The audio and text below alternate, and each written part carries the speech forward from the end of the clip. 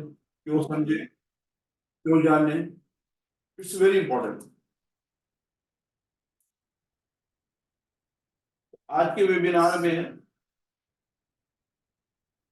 हम इस पे देखेंगे कि सबसे पहले ये जानेंगे कि व्हाट इज स्पाइन, और किसी भी तरह की स्पाइन की अगर प्रॉब्लम है, किसी भी तरह की कोई स्पाइन की अगर प्रॉब्लम है तो उसको हम किस तरह से एक्यूपंक्चर, कपिंग एंड कायरोप्रैक्टिस यानी ट्रेडिशनल बोन सेटिंग जिसे कहा जाता है, उसको आप स्पाइन मैनिपुलेशन भी कह सकते हैं।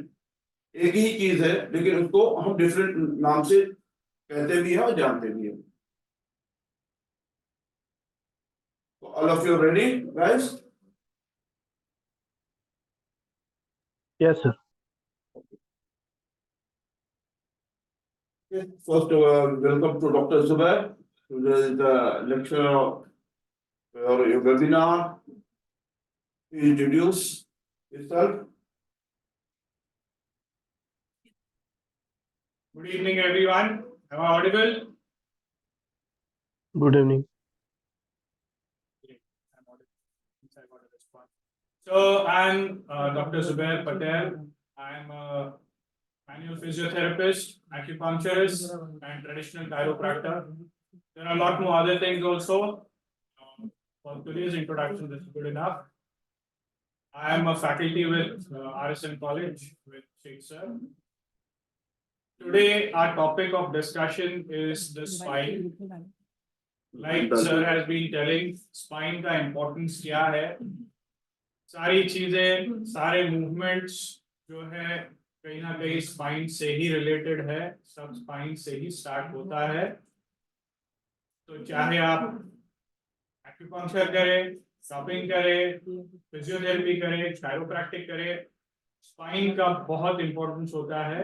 इसीलिए spine को समझना उससे ज़्यादा important है, तभी आप सक्सेसफुली ट्रीटमेंट कर पाओगे। देखते हैं आगे बढ़ के what is spine and how we are going to deal with it. So this is our topic on the board.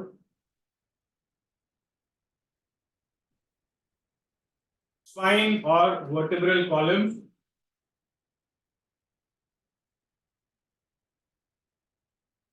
इसके फंक्शन क्या है, सब में पहले आपको ये समझना है। ये हमारे अंकल है यहाँ पर, देख सकते हैं, ये पूरा स्पाइन है। स्केलेटन में समझने के लिए दो पार्ट होते हैं, जिसको आप कहते हैं एक्सियल स्केलेटन, जो बीच में है, एक्सिस है, और उसके बाजू के ये पार्ट जो है हाथ और पैर, ये होता है appendicular skeleton. Axial skeleton centre में, एपेंडिकुलर स्केलेटन साइड में। एक्सियल स्केलेटन का पार्ट होता है स्पाइन। स्पाइन का काम क्या है, that is there on the screen. Protects the spinal cord. आगे हम देखेंगे स्पाइनल कॉर्ड कैसा है, स्पाइन का स्ट्रक्चर क्या है। Supports the head and body. It has, वैसे तो 33 वर्टिब्रा कहते हैं, उसको डिवाइड करने के लिए सिंपल 26 बोन्स, जिसमें 24 वर्टिब्रा है। Sacrum, since it's fused, we are taking it as one. Again, even coccyx, since it's fused, we are taking it as one. So 24 vertebrae, sacrum and coccyx.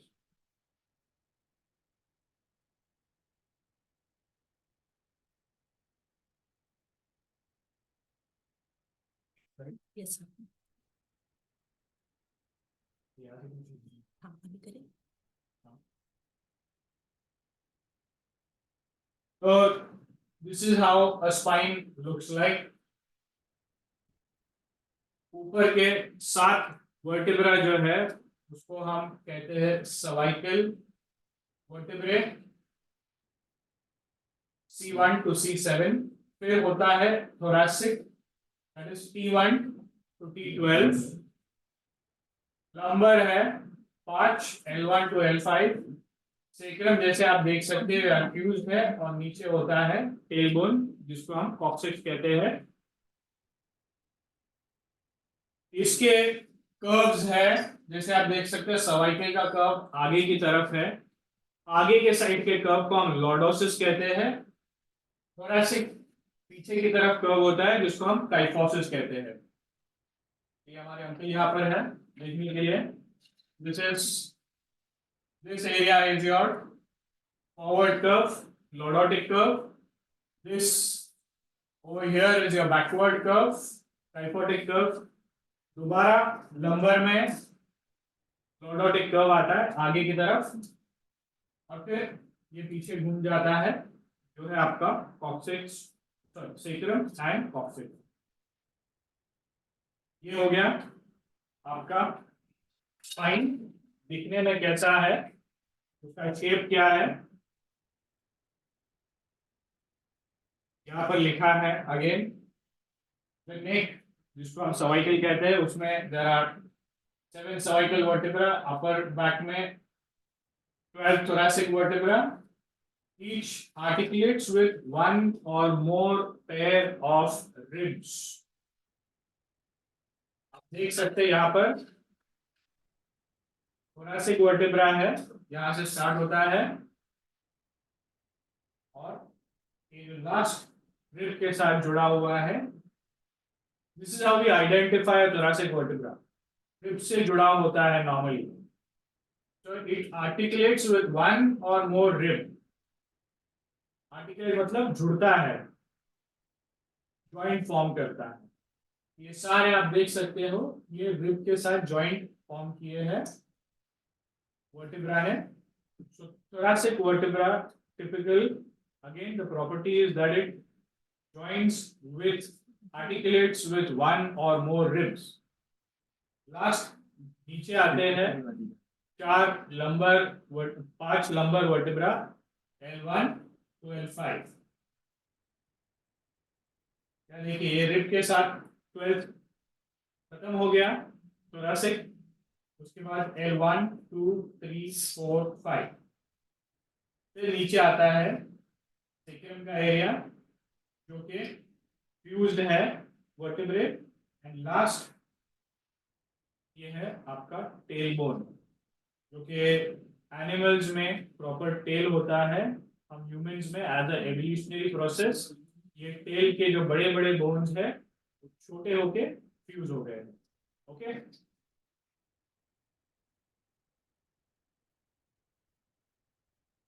Coming back,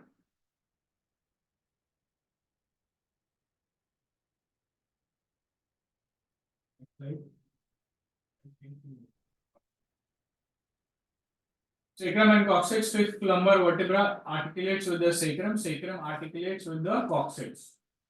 interesting एक और बात जो है, बार बार मैं इनको लाता रहूंगा पिक्चर में, जो सेक्रम है लास्ट नीचे का पार्ट वो आप देखिए हिप से भी जुड़ा हुआ है।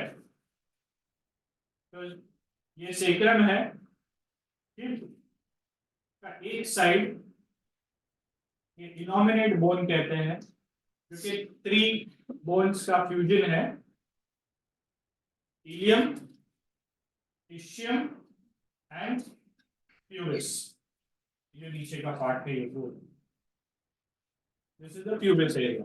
Okay, ilium, ischium, pubis, sacrum जो है हिप बोन के साथ जो इलियम वाला पार्ट है उसके साथ ज्वाइन होता है और इसको हम कहते हैं सेक्रो इलियाक जॉइंट या SI जॉइंट इन शॉर्ट। तो हिप मूवमेंट और भी स्पाइन के मूवमेंट को अफेक्ट करता है क्योंकि वो सेक्रम से जुड़ा हुआ है और सेक्रम लंबर से जुड़ा हुआ है। तो अगर कोई हिप का प्रॉब्लम हो तो लोअर बैक पेन हो सकता है, तो आपने सिर्फ लोअर बैक पेन पे नहीं कॉन्सेंट्रेट करना है, सिर्फ लंबर पे। You have to concentrate on the SI joint and the hip as well. ठीक है, तो ये जानना आपको जरूरी है कि आर्टिकुलेशंस ऑफ द स्पाइन ये हमने देख लिया, cervical curve, thoracic, lumbar and sacral curve. अभी इसमें जो है प्राइमरी कर्व्स है और सेकेंडरी कर्व्स है। तो जो थोरैसिक के प्राइमरी कर्व जनरली उसका डेफिनेशन ये है, present during foetal development and accommodation curves are that accommodate the internal organs। Lumbar और सर्वाइकल कर्व्स आप देखिए बाद में डेवलप। फीटल का पोजीशन क्या होता है वूम में, अगर आपने देखा होगा पूरा वो कर्व होता है, जिसको हम वैसे भी जो एकदम कर्व्स होता है उसको हम कहते हैं फीटल पोजीशन में सोया है, is lying in a foetal position. पूरा राउंडेड टाइफोटिक कर्व होता है, so that is the primary curve because that is what has developed in the womb, in the fetal development stage। lumbar curves और cervical curve बाद में develop होते हैं after birth. जब बच्चा इरेक्ट रहने लगता है, सिटिंग से स्टैंडिंग में भी आता है, तो जब लाइन से सिटिंग, सिटिंग से स्टैंडिंग जो डेवलपमेंटल स्टेजेस होते हैं उस दौरान ये secondary curves which are the lordotic curves of cervical and lumbar spine develop होते हैं। ओके,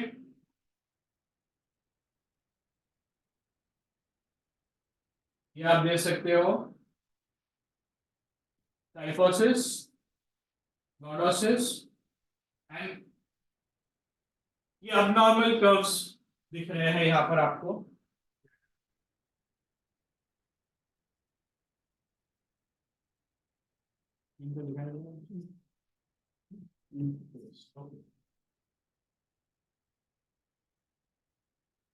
ये आप देख सकते हो, ये हाइपर और एग्जैजरेटेड है कर्व्स, रॉन्ग कर्व्स है।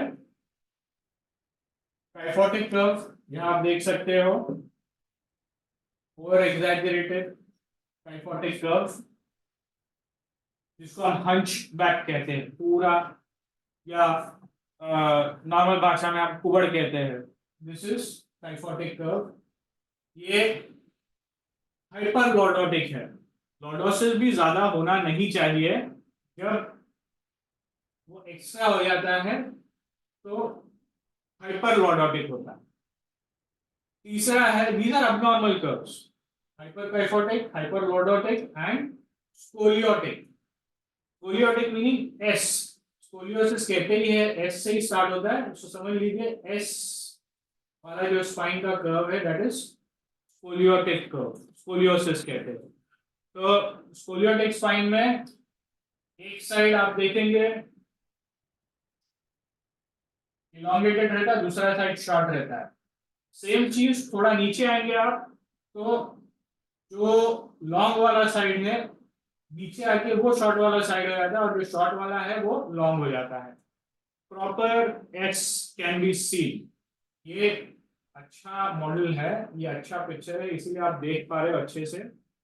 जनरली इतना अच्छा आपको शायद देखने ना मिले, आपको एक्सरे करना पड़ेगा, उस पर आपको दिखाई देगा कि एस कर्व है या नहीं, या आपको बराबर से पैल्पेशन करना पड़ेगा, जो कि हम सिखाएंगे। पैल्पेट करके आपको मार्किंग्स करने पड़ेंगे, और आप जब मार्क करोगे तो आपको दिखाई देगा कि सारे जो डॉट्स है वो एस पैटर्न फॉर्म कर रहे हैं। तो आप समझ सकते हो this is a scoliotic curve which is abnormal. Vertebral body, structure of a vertebra. Spine जो है that is a stack of bones, एक के ऊपर एक बोन लगा हुआ है, उसमें से एक सिंगल बोन को हम कहते हैं वर्टेब्रा, और जो पूरा कॉलम, जो ढांचा या पिलर खड़ा होता है इन वर्टेब्रा को लेकर, उसको हम कहते हैं वर्टेब्रल कॉलम। ओके, ये वर्टेब्रा एक सिंगल वर्टेब्रा आप देखो तो एक रिंग की तरह होता है। आगे हम देखेंगे उसका क्या शेप है। तो सब में बड़ा होता है उसका वर्टेब्रल बॉडी। आप देख सकते हो वर्टेब्रल बॉडी है, ये आप देख रहे हैं ये रिंग की तरह है।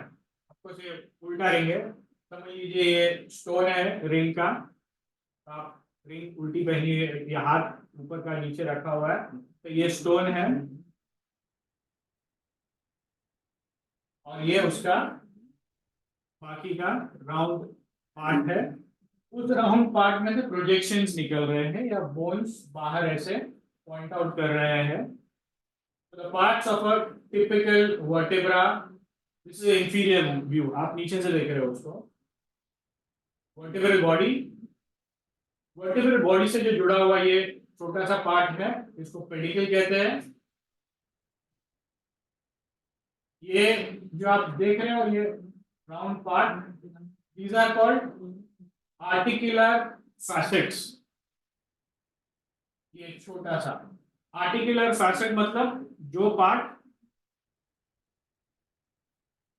दूसरे बोन से जुड़ रहा है।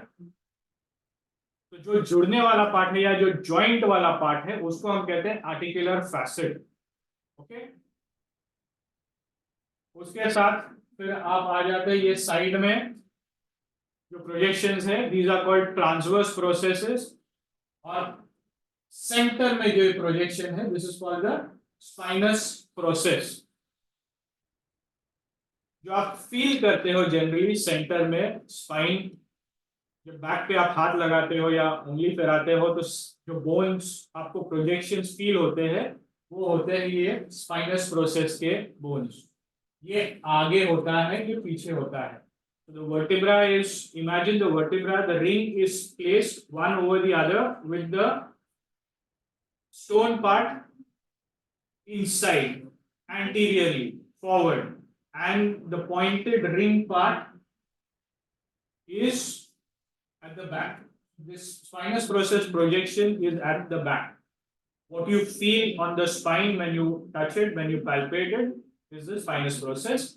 उससे आप थोड़ा साइड में आएंगे और पैल्पेट करेंगे तो आपको ट्रांसवर्स प्रोसेसेस फील होंगे, ये प्रोजेक्शन। ओके, ये आप ऊपर से देख रहे हैं, ये वर्टेब्रल बॉडी है, आर्टिकुलर प्रोसेसेस है। इस पार्ट को वर्टेब्रल आर्च कहते हैं, which is the pedicle area. ये जो वर्टेब्रल बॉडी का एरिया है, इसके दो वर्टेब्रल बॉडी के बीच में समझ लीजिए डिस्क होता है। तो अगर ये सुपीरियर व्यू आप ऊपर से देख रहे हो तो बोन होगा, बोन के ऊपर डिस्क रखा हुआ है, उसके ऊपर दूसरा बोन आ जाता है, लाइक अ सैंडविच।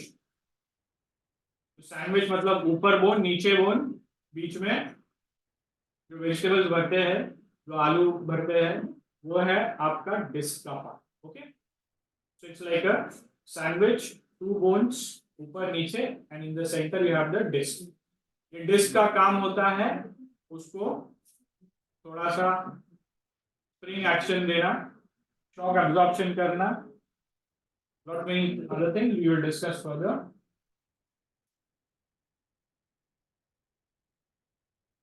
Yes, ये पार्ट जो है ये हो गया pedicels. So the part between the vertebral body and the transverse process, this part is called the pedicle. Transverse process और स्पाइनस प्रोसेस के बीच में जो पार्ट है ये है लैमिना एरिया। यहाँ पर आपको ये आर्टिकुलर प्रोसेस दिख रहे हैं, ये है lamina, plural is laminate, roof of the vertebral arch. Okay, spinous process हमने देख लिया, ट्रांसवर्स प्रोसेस हमने देख लिया। So this is the structure of a typical vertebra, shaped like a ring.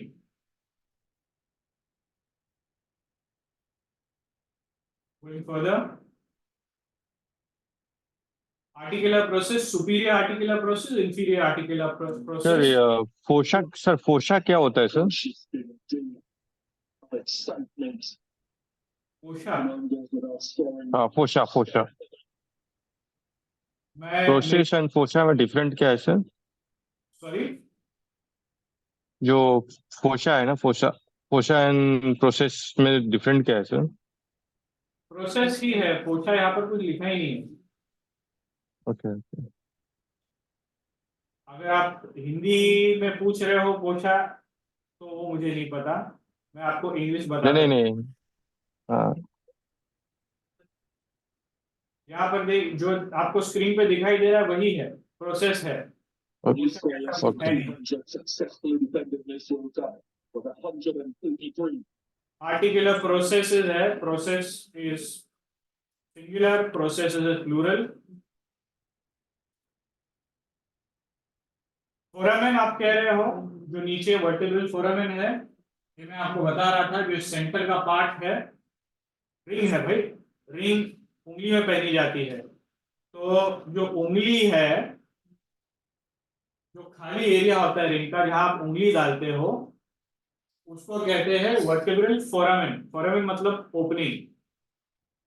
और इस फोरामेन के अंदर जैसे उंगली डालते हो, वैसे जाता है आपका स्पाइनल कॉर्ड, जो आपकी सब में बड़ी नस होती है, जो ब्रेन से कनेक्ट करती है इन द स्पाइनल कॉर्ड, और स्पाइनल कॉर्ड से फिर वो नसें निकलती है, जिसको हम नर्व रूट्स कहते हैं, which go and form the nerves ultimately.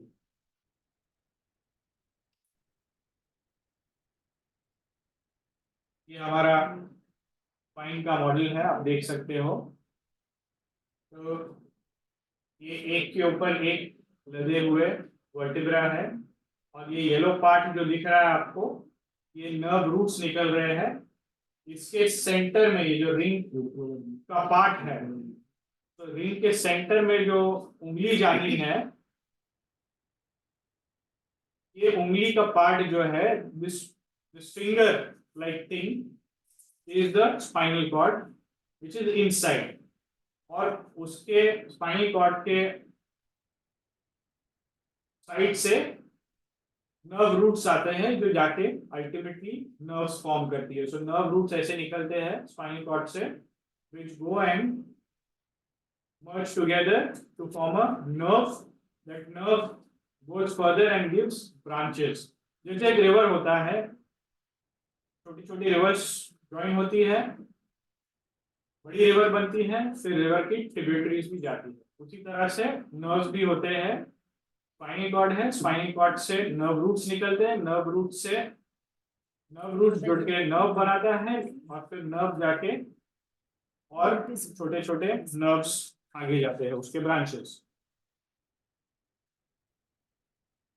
तो दैट्स फोरामेन, इन केस ये वर्ड में आप कंफ्यूज हो गया हो तो प्रोसेसेस मतलब जो प्रोजेक्शंस है, उभरते हैं बोन्स, उसको प्रोसेस कहते हैं। तो स्पाइनस प्रोसेस है सेंटर में, जो आप फील करते हो, थोड़ा साइड में ट्रांसवर्स प्रोसेसेस है, सेंटर में फोरामेन, वर्टिब्रल फोरामेन है, जिसके थ्रू स्पाइनल कॉर्ड जाता है। वर्टिब्रल बॉडी है, जो एक रिंग का समझ लीजिए स्टोन का पार्ट होता है।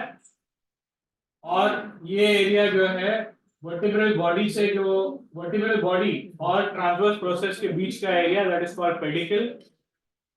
ट्रांसवर्स प्रोसेस और स्पाइनस प्रोसेस के बीच के एरिया को हम लैमिना कहते हैं, plural is laminae. Root of the vertebral arch यहाँ पर लिखा हुआ है। Okay, going further, articular processes, superior articular process and inferior articular process. So इसके ऊपर आर्टिकुलर फैसेट्स, फैसेट का मतलब होता है जो फेस, जो फॉर्म करता है जॉइंट को। तो ये अगर प्रोसेस है, मेरी फिंगर्स, तो इसका ये साइड है, this is articular process and facet, and इसका ये आर्टिकुलर फैसेट है, ये दोनों जुड़ के ये जॉइंट हो गया। तो आर्टिकुलर प्रोसेसेस के ऊपर का फ्लैट एरिया होता है, उसको हम आर्टिकुलर फैसेट कहते हैं, और ये facet is what forms the joint. तो सुपीरियर आर्टिकुलर प्रोसेस नीचे वाले वर्टिब्रा का सुपीरियर, ऊपर वाला आर्टिकुलर प्रोसेस ऊपर वाले वर्टिब्रा के नीचे वाला इंफीरियर आर्टिकुलर प्रोसेस से जुड़ता है बाय देयर आर्टिकुलर फैसेट्स। ये आपको समझना जरूरी है क्योंकि एक वर्टिब्रा दूसरे वर्टिब्रा से कैसे जुड़ता है, और जब आप कोई भी मोबिलाइजेशन मैनिपुलेशन करते हो तो काफी हद तक आप फैसेट मोबिलाइजेशन करते हो या फैसेट को मैनिपुलेट करते हो, तो ये मूवमेंट दो वर्टिब्रा के बीच का ये जरूरी है। वो फॉर्म होता है आर्टिकुलर प्रोसेस के आर्टिकुलर फैसेट्स से। ओके, अगर आप कोई एक्सरे या एमआरआई रिपोर्ट भी देखोगे तो उसमें लिखा होगा फैसेटल आर्थ्रोपैथी, मतलब ये फैसेट्स जो जॉइंट फॉर्म करते हैं उसके अंदर कुछ पैथोलॉजिकल प्रोसेस हो गया। Arthropathy, Arthros joint, any problem, pathology of the joint is arthropathy. तो आपको फैसेटल आर्थ्रोपैथी कई जगह पे लिखा हुआ मिलेगा, या एक्सरे में या सीटी या एमआरआई के रिपोर्ट्स में। ये फैसेटल आर्थ्रोपैथी क्या है? ये जो स्पाइनस प्रोसेस के जो टॉप के पार्ट है, जॉइंट फॉर्म करते हैं दो स्पाइन के बीच में, उसमें प्रॉब्लम हो जाता है और उसके कारण स्पाइन का मूवमेंट बराबर नहीं हो पाता, फिर आपको पेन होता है, स्टिफनेस होता है, और अगर वो ज्यादा बढ़ जाए तो नर्व रूट भी कंप्रेस हो जाते हैं, स्पाइनल कॉर्ड पे भी प्रेशर आता है और उससे भी फिर नर्व रिलेटेड रेडिकुलरपैथी, रेडिकुलर पेन होता है। आपने वो व्यूज देखे, सुपीरियर व्यू, इंफीरियर व्यू, ये लैटरल एंड इंफीरियर व्यू है। लैटरल मतलब आप साइड से देख रहे हो, तो ये आपका वर्टिब्रल बॉडी है, ये स्पाइनस प्रोसेस है, ये ट्रांसवर्स प्रोसेसेस है। तो ये अगर आप इसको ऐसा देख रहे थे, अभी साइड से देख रहे हो, और बीच में रहा ये एरो जैसा, this is your empty hollow part, जिसमें रिंग जाएगी, फिंगर जाएगी, ये finger is your spinal cord. Okay, थोड़ा और डिटेल में देखते हैं। Vertebral foramina, intervertebral foramina, gaps between pedicles of adjacent vertebra। तो जब आपका एक के ऊपर एक वर्टिब्रा लगता है, ये एक के ऊपर एक वर्टिब्रा जब जाता है, साइड में बीच में आप देखते हैं गैप है, ये आगे के पार्ट में, यहाँ पर ये जो नर्व रूट्स निकल रहे हैं, ये गैप में से निकल रहे हैं। कहाँ के गैप है ये? वर्टिब्रा फ्लैट नहीं होता है, वो थोड़ा सा जो पीछे के बोन्स है downwards, depending on at what level you are seeing, they are angulated downwards. So cervical में थोड़ा कम होता है, जैसे आप नीचे जाते जाते हो thoracic, लंबर, sacral, तो वो एंगुलेशन बढ़ता जाता है। तो जैसे अभी ये समझ लीजिए, ये एक फ्लैट वर्टिब्रा है, ये उसका बॉडी है और ये उसका बाकी का पार्ट है, मतलब ये रिंग के स्टोन वाला पार्ट है और ये रिंग वाला पार्ट है, गोल हॉलो वाला। तो ये ऐसा होता है, और जैसे आप ऊपर से नीचे वर्टिब्रा पे आते आते ये आप एंगल देख सकते हैं, ये बोन का एंगल और नीचे नीचे नीचे नीचे नीचे जाते जा रहा है। ये आप स्पाइन पे यहाँ पर देख सकते हो, यहाँ पर ऑलमोस्ट सीधा था ये प्रोजेक्शन, जैसे आप नीचे गए ये इंक्रीज होता गया। तो इंक्रीज होने के कारण ये समझना जरूरी है। देखिए ये ऐसा है और ये आपका दूसरा वर्टिब्रा आ गया, तो इसके बीच में ये गैप है। तो पहला गैप होता है पेडिकल के बीच में, जिसको हम इंटरवर्टिब्रल फोरामिना कहते हैं।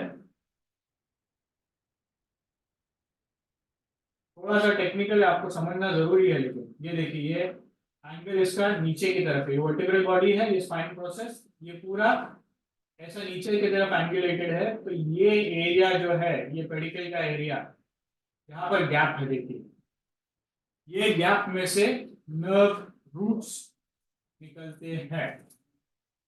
वर्टिब्रल कनाल, जो वर्टिब्रल फोरामिना है, सेंटर रिंग का जो पार्ट है जिसमें उंगली जाएगी, that is the vertebral canal. Intervertebral disc मैंने आपको बता दिया, सैंडविच, एक बोन, डिस्क, उसके ऊपर दूसरा bone. They are pads of fibrous cartilage. They separate the vertebral bodies and absorbs shock. Okay. तो अगर आप टिपिकल वर्टिब्रल सेगमेंट देखो, सेगमेंट का मतलब होता है एक बोन, उसके बीच का डिस्क और दूसरा bone, that is called a vertebral segment of the vertebral column. तो ये ऐसा दिखाई देता है।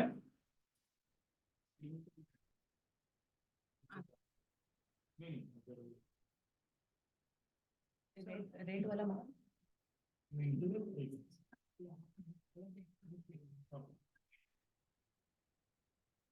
तो ये आप देख सकते हैं सुपीरियर आर्टिकुलर फैसेट, ये नीचे के वर्टिब्रे का इसका सुपीरियर आर्टिकुलर फैसेट इसके इंफीरियर आर्टिकुलर फैसेट के साथ ज्वाइन हो गया। सेम इसका सुपीरियर आर्टिकुलर फैसेट इसके इंफीरियर आर्टिकुलर फैसेट से ज्वाइंट हो गया। आप ये समझ लीजिए, ये रिंग को आपने स्लाइस किया हुआ है, तो एक स्लाइस देख रहे हो आप साइड से, ये रिंग का पार्ट, ये बोन ऐसे होते हैं, हॉलो बोन होता है, और ये है बीच में intervertebral disc.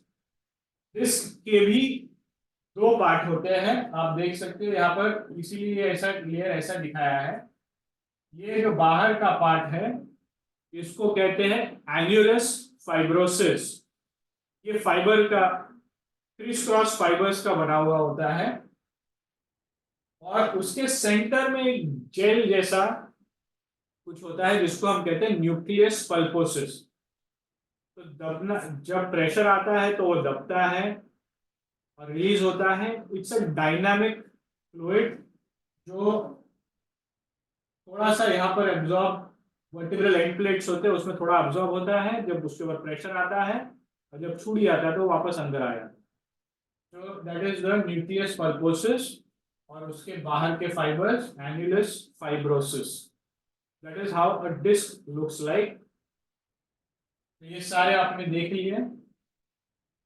Spinous process, transverse process side में, आर्टिकुलर फैसेट, इंटरवर्टिब्रल, ये वर्टिब्रल कॉलम का फोरामेन, इंटरवर्टिब्रल डिस्क। ओके, ये आप देख रहे हो साइड से, सेम चीज ये आप देख रहे हो पीछे से। ओके, तो ये आप जब सेंटर में फील करते हो स्पाइन को, ये आपको फील होता है, which is the spinous process. Okay, और साइड में थोड़ा सा आप फील करोगे तो ये आपको ट्रांसवर्स प्रोसेसेस फील होंगे। और ये जो जॉइंट है, हमको इसकी बहुत जरूरत है। हम जो काम करते हैं मोबिलाइजेशन, मैनिपुलेशन का, वो कई हद तक हम ये फैसेट जॉइंट्स पर काम करते हैं to gain mobility of a stiff restricted mobility spine. Okay,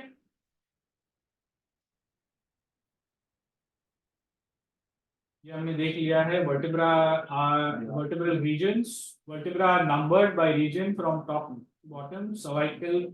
तो ये आप अगर किसी रिपोर्ट में देख लीजिए या एक्सरे या एमआरआई देखिए, तो उसके अंदर मार्किंग्स होंगे CTLS, this is what it is, cervical, thoracic, lumbar, sacral and कॉक्सिडियल।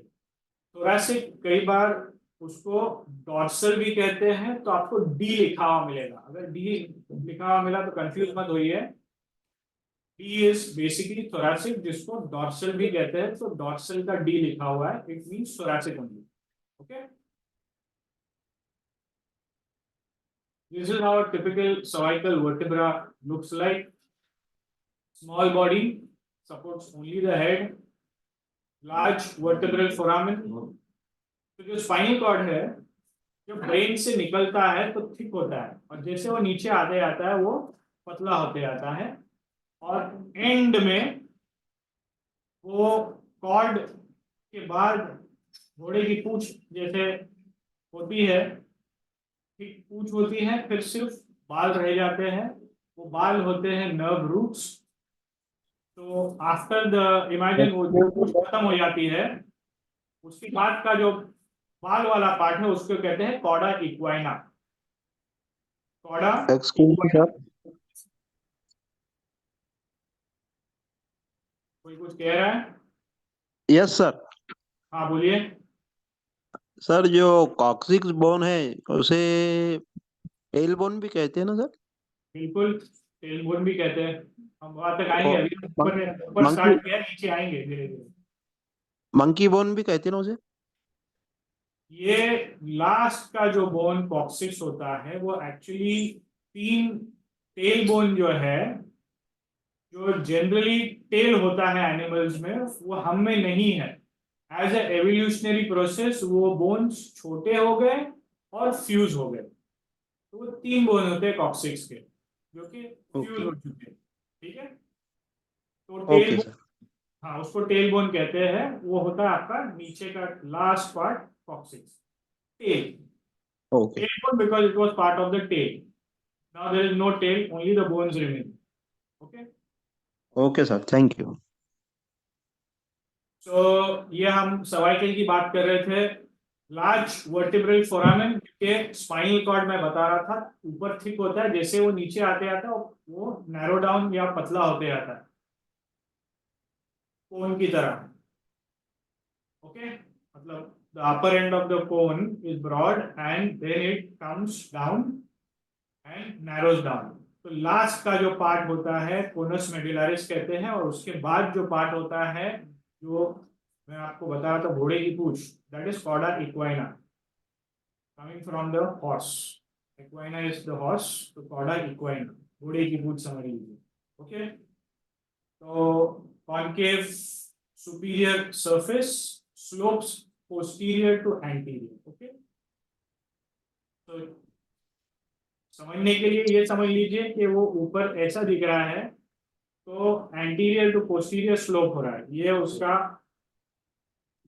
Wing का स्टोन वाला पार्ट है, डायमंड वाला पार्ट है, ये दूसरा पार्ट है। तो ये ऐसे एंटीरियर टू पोस्टीरियर स्लोप हो रहा है। एटलस जो सब में पहला बोन है, C1, 7 सर्वाइकल बोन है, C1 to C7। तो C1 the first bone is called Atlas. इसमें स्पाइनस प्रोसेस नहीं होता, ये सिर्फ एक रिंग की तरह है। पीछे का जो लास्ट का पार्ट है उसमें स्पाइनस प्रोसेस नहीं होता। यहाँ पर अगर आप देख सकते हो, ये फर्स्ट वर्टेब्रा है, इसमें ये ऐसा बोनी प्रोजेक्शन नहीं है। Okay, there is no spinous process in C1। Atlas कहते हैं उसको। C2 को हम एक्सिस कहते हैं, वो क्यों कहते हैं वो अभी आप देखेंगे आगे।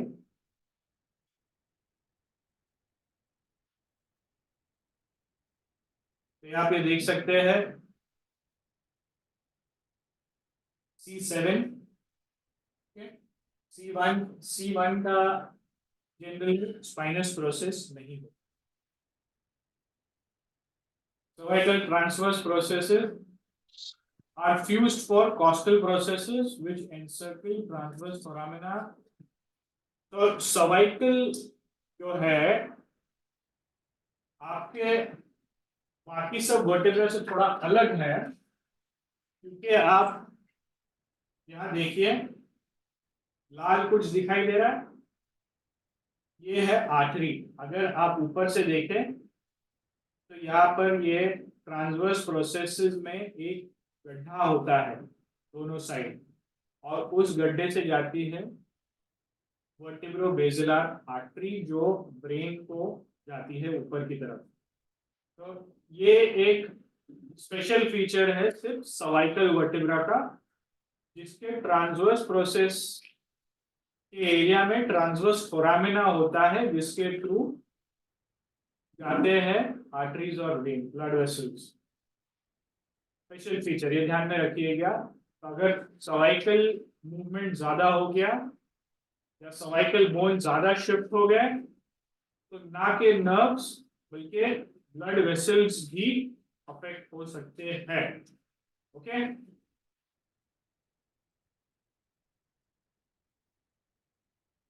तो ये आप देख सकते हैं। अच्छा, अब ये एक और टिपिकल फीचर आपको देखने मिलेगा, ऊपर ये स्पाइनस प्रोसेस आप देख रहे हैं, सिंगल नहीं है, तो ऐसा वी की तरह है, इसको कहते हैं बाइफिड स्पाइन। दो एस वी की तरह वो स्प्लिट हो जाता है, it's not a single point, but आप फील करोगे तो इतना समझ में नहीं आएगा, लेकिन ये आपको एमआरआई पे या सीटी स्कैन पे ऐसा दिखाई देगा, तो उसके लिए अलग लिखा होगा बाइफिड स्पाइन। ओके, और ये आप ऊपर से देख रहे, देखिए पहले वाले वर्टिब्रा के जो पिक्चर्स थे उसमें टिपिकल वर्टिब्रा में आपको यहाँ पर पेडिकल में ये गड्ढा देखने नहीं मिला था, ये है आपका ट्रांसवर्स फोरामिना जिसके थ्रू ब्लड वेसल्स जाते हैं। ओके,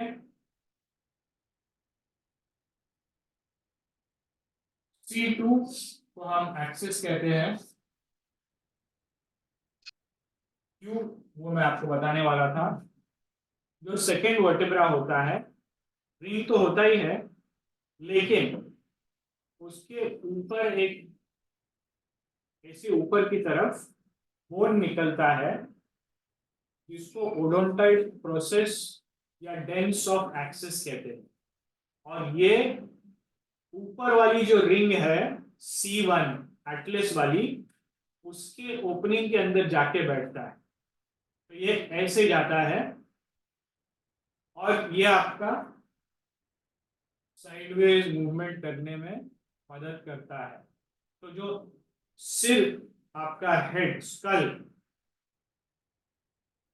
और sitting on the superior articular facet of the C1, C1 सिर्फ रिंग है, उसके पीछे स्पाइनस प्रोसेस नहीं है, और ऊपर से आपका स्कल ऐसा बैठा है, तो ये जो जॉइंट है ये आपके स्कल के मूवमेंट के लिए काम आता है, उसको हम कहते हैं yes joint.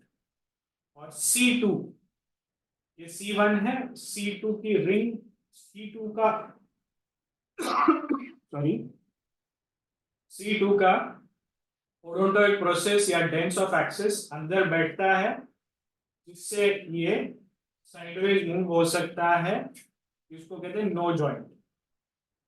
So skull and C1 is yes joint, C1 atlas and C2 axis is no joint. Okay.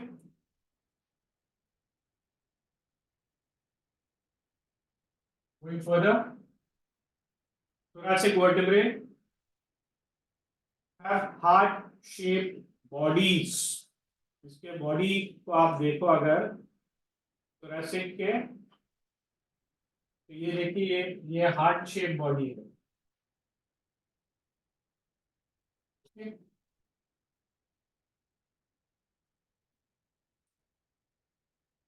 Large bodies than compared to C1 to C7, cervical vertebra से बड़े हैं। Smaller vertebral foramen than C1 to C7, मैंने कहा वो आपका spinal cord narrow होते जा रहा है, तो इसका कैनाल भी नैरो रहेगा। Long slender spinous process, C1 C cervical के स्पाइनस प्रोसेसेस इतने बड़े नहीं होते, लेकिन थोरैसिक के काफी बड़े होते हैं। Dorsal lateral surfaces of body have costal facets. Costal मतलब रिब को हम रिब से रिलेटेड है, वो कॉस्टल होता है, ये ध्यान में रखिएगा। तो costal facets which articulate with head of ribs, ये मैंने आपको बता रहा था, ये एक टिपिकल फीचर है, हमने स्टार्टिंग में ही बात किया था कि thoracic articulates with one or more ribs. So ये जो articulation यहाँ पर होता है ribs के और thoracic के बीच में, that is your costal facets. Okay, costal facet के through articulation होता है। So T1 to T10 have transverse causal faucet on thick transverse processes for rib articulation. मतलब उसको जो causal facets है वो काफी थिक होते हैं, ब्रॉड होते हैं रिब को उसके साथ जुड़ने के लिए. Ribs eight T1 to T10 इसका क्या है? Contact costal and transverse costal facets. तो जो रिब होता है वो कर्व होता है, तो रिब का ये पार्ट आगे का ये भी टच होता है. समझ लीजिए वर्टिब्रा है थोरैसिक, तो यहाँ भी टच होगा, और ये जो पार्ट है ये ऐसा है तो यहाँ भी टच होगा. तो दो पार्ट रिब के वर्टिब्रा से टच होते हैं. ओके, तो एक है कॉस्टल और दूसरा है ट्रांसवर्स कॉस्टल फैसेट. ओके, तो जो रिब का जो गोल एरिया है वो भी थोड़ा बहुत टच होता है थोरैसिक वर्टिब्रा से. Alright, T1 to T8 articulate to two pairs of ribs at superior and inferior costal facets. One or more ribs. इसीलिए हमने कहा था in the beginning. T9 to T11 articulate with one pair of ribs. T10 to T12 transition to lumbar vertebra. Okay? ये आप यहाँ पर देख सकते हो. कई बार कंफ्यूजन हो जाता है जब स्टडी कर रहे होते हैं ऑस्टियोलॉजी, तो थोरैसिक है या लंबर है, आपको कॉस्टल फैसेट्स देखने होते हैं तो आपको पता चल जाता है ये क्या है. Okay, this is how a typical structure of a thoracic spine is.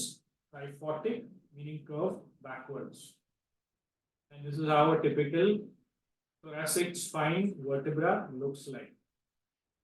Going further,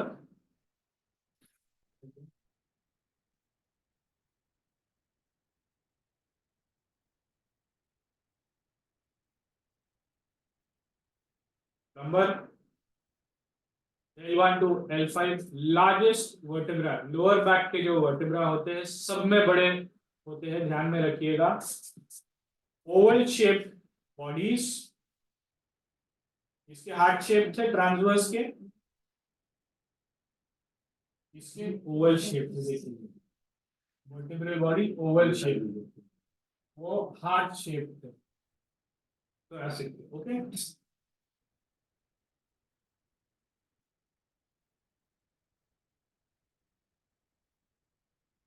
bigger bodies than T1 to T12. No costal और transverse costal facets, क्योंकि रिब से जुड़ ही नहीं रहा है तो उसकी क्या जरूरत है?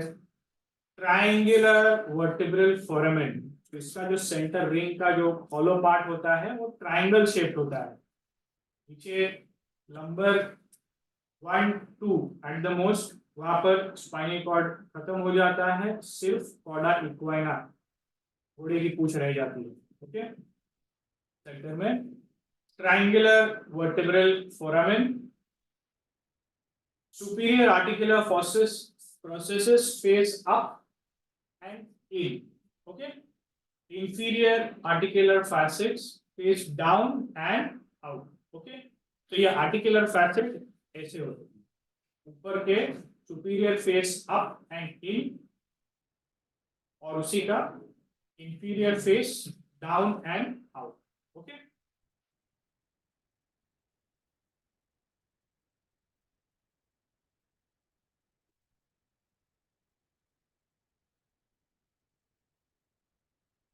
transverse processes are slender, project dorsolaterally. Spinous process short, heavy for attachment of lower back muscles. Okay, काफी सारे मसल्स अटैच होते हैं. ये पीछे जो स्पाइनस प्रोसेस है लंबर वर्टिब्रा का, it's dense with muscles, so the spinous process is accordingly. Next slide.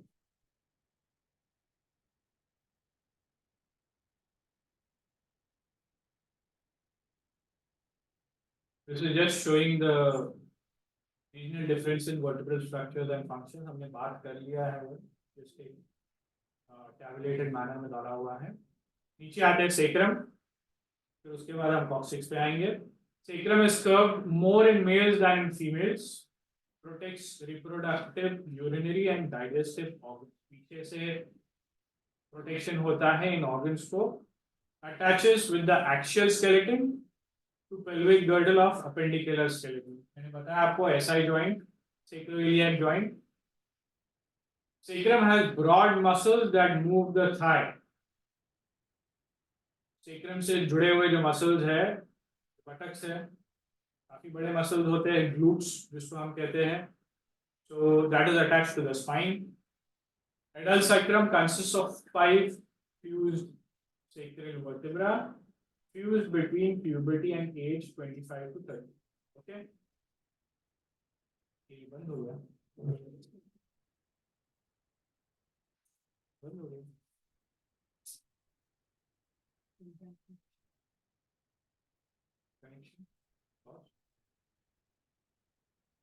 Connection. We had a drop in connection, I suppose. तो आगे बढ़ रहे हैं हम. Sacrum, medial sacral crest, fused spinous processes, 4 pairs of sacral foramen open to either side. ये आप देख रहे हो 4 sacral foramen है जिसके अंदर से nerve roots ये बाहर आ रहे हैं. Sacral foramen opening, foramen means opening. Okay. Lateral sacral crest, fused transverse processes attached to muscles of lower back and hip. दोनों lower back के muscles से भी attach करते हैं और hip के muscles से भी attachment होता है. Articular surface is thick and flattened area. Articulates with pelvic girdle forming sacroiliac joint. हमने बात कर ली इसकी. Sacral tuberosity rough area attaches ligaments to the sacroiliac joint. Sacral tuberosity on the side. Okay. Sacrum के base, broad area, superior surface, ala that is wings on either side of the base attached to muscles, sacral promontory at the center of the base here, and apex, the narrow inferior portion that articulates with the coccyx. All right, ये sacrum के part है. Coccyx पे भी आ गए. Tailbone attaches ligaments and consists and a constricting muscle of the anus. Okay. Mature coccyx में क्या होता है? Consists of 3 to 5 fused coccygeal vertebra. There is a variation. 3 भी हो सकते, 5 भी हो सकते. Generally हम 3 consider करते हैं, तो 5 भी हो सकते हैं और ध्यान में रखिएगा. लेकिन again it is fused, so it's not an issue. The first 2 coccygeal vertebra have transverse processes, have unfused vertebral arches. Vertebral arch कौन सा एरिया था? पेडिकल के एरिया पे आपने देखा था. And coccygeal conva, which is formed by laminae of first coccygeal vertebra. Lamina is हमने देखा कि spinous process और transverse process के बीच में जो part होता है, that is a lamina, formed by laminae of first coccygeal vertebra. Okay, so that is how the typical vertebral regions are divided.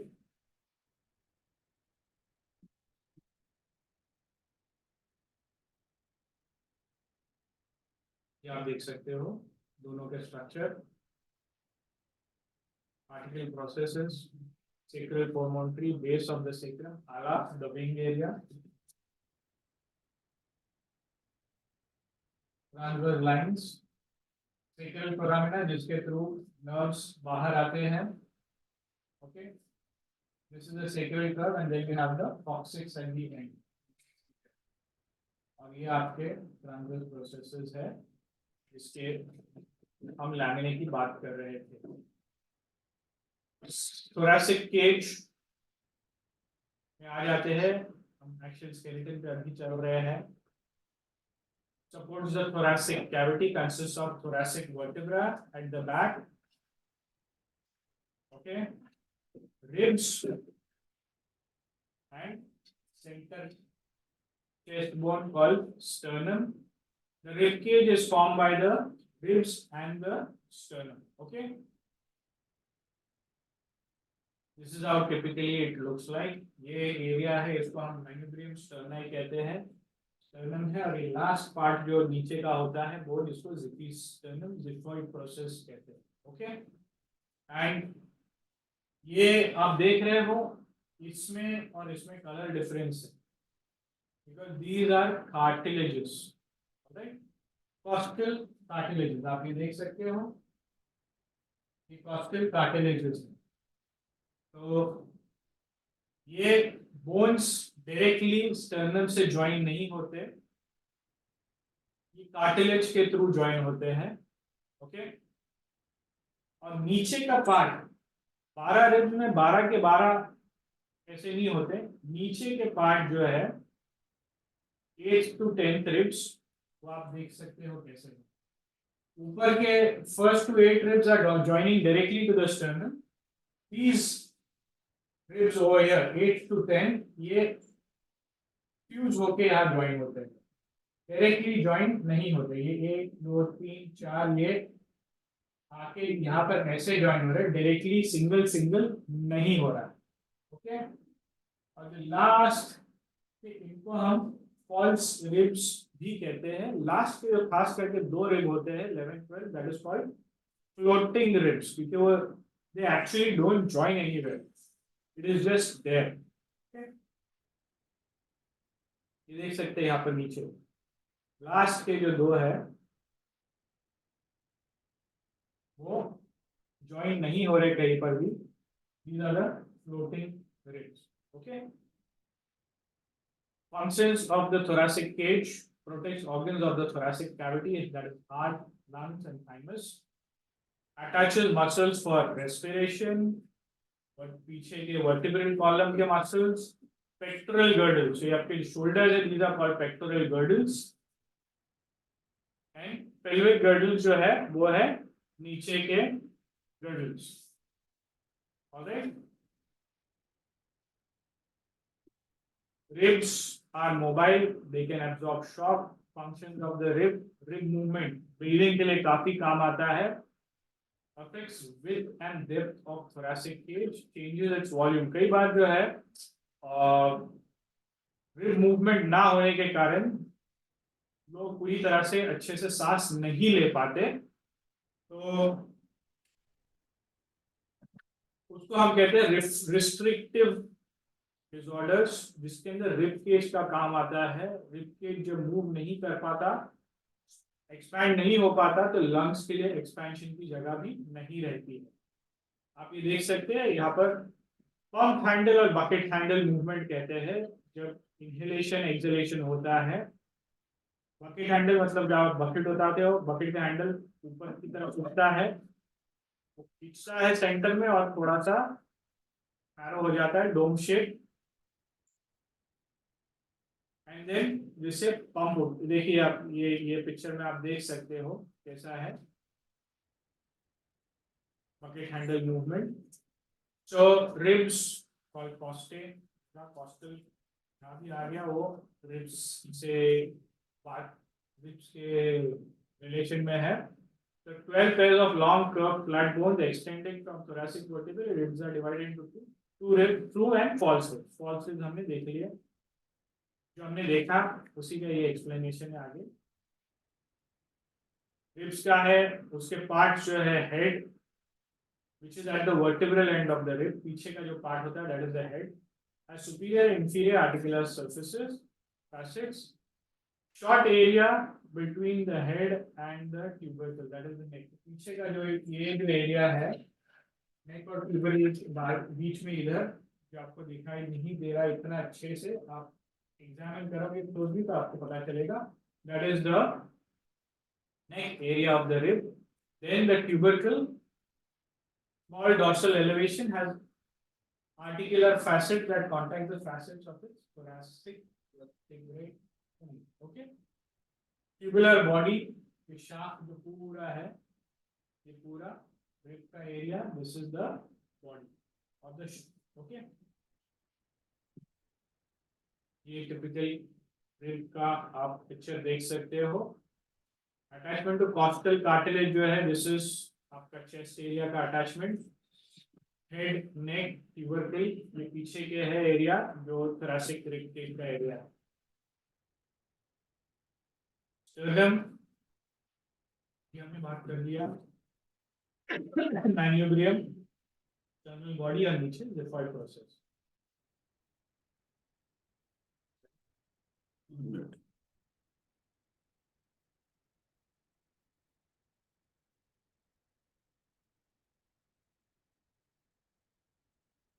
Xiphoid process is the smallest part of the sternum, attaches to the sternal body, attaches to diaphragm and rectus abdominis muscle. This way I'm directly going to the xiphoid process. उसका काम काफी है। Diaphragm और ये जो six packs वाली muscles जो होती है, that is the rectus abdominis muscles. तो xiphoid process वहाँ पर attach होता है। बाकी sternal body से the ribs attach होते हैं and manubrium sterna ऊपर है। हाँ, उसका काम ये है मैन्यूब्रियम स्टर्ना का या मैन्यूब्रियम का कि ये जो बोन है कॉलर बोन उसको क्लैविकल कहते हैं, ये अटैच होता है। That is the end of our presentation as far as the spine is concerned. आगे हम कायरोप्रैक्टिक में जाने वाले हैं, उसके पहले एक ब्रेक लेते हैं and I would want take sir to say something, have some instructions sir.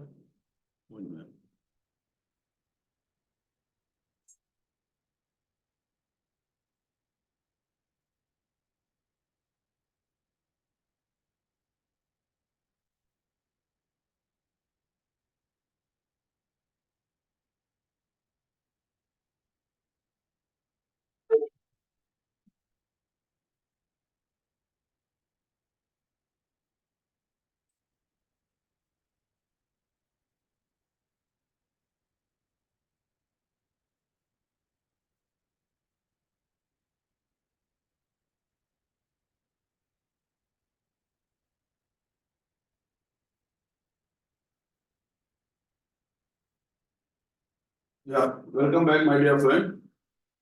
अभी आप लोगों ने देखा डॉक्टर जुबैर ने आप लोगों को बताया स्पाइन के बारे में। तो you have any doubt, any question? Hello,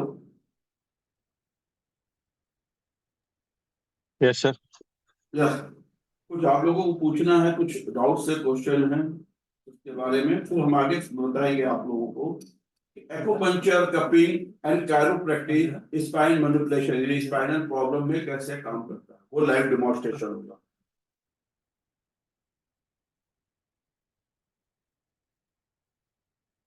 have you any doubt, any question?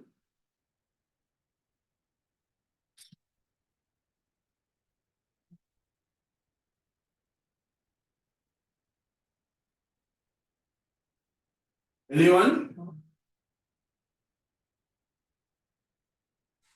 No sir. अब अभी तक जो पढ़ा वो समझ में आ गया कि स्पाइन क्या होती है, इसकी एनाटॉमी क्या होती है? यस सर, समझ में आ गया। Okay okay. अभी इसमें एक्यूपंक्चर कैसे काम करता है? How does acupuncture do the spinal problem? कैसे काम करता है acupuncture? Have you any idea?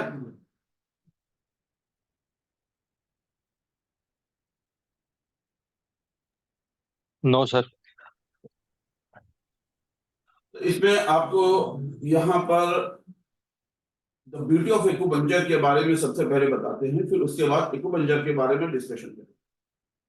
Beauty of acupuncture में ये क्या है कि इसके अंदर अभी जैसे आपने देखा कि सर्वाइकल स्पॉन्डिलाइटिस या लंबर स्पॉन्डिलाइटिस, या इससे आगे अभी ये जो कॉमन प्रॉब्लम है जो आपको मैक्सिमम पेशेंट में मिलता है।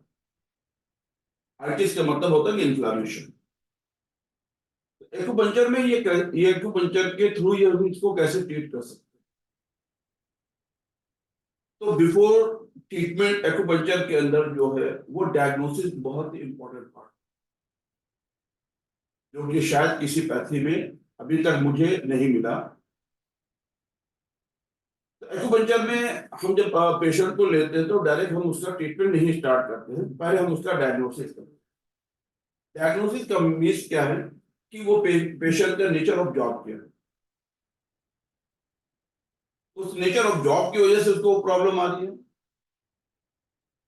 बहुत सारे पेशेंट को क्या है, फैट की प्रॉब्लम है, फैट की वजह से प्रॉब्लम आती है, लो बैक पेन।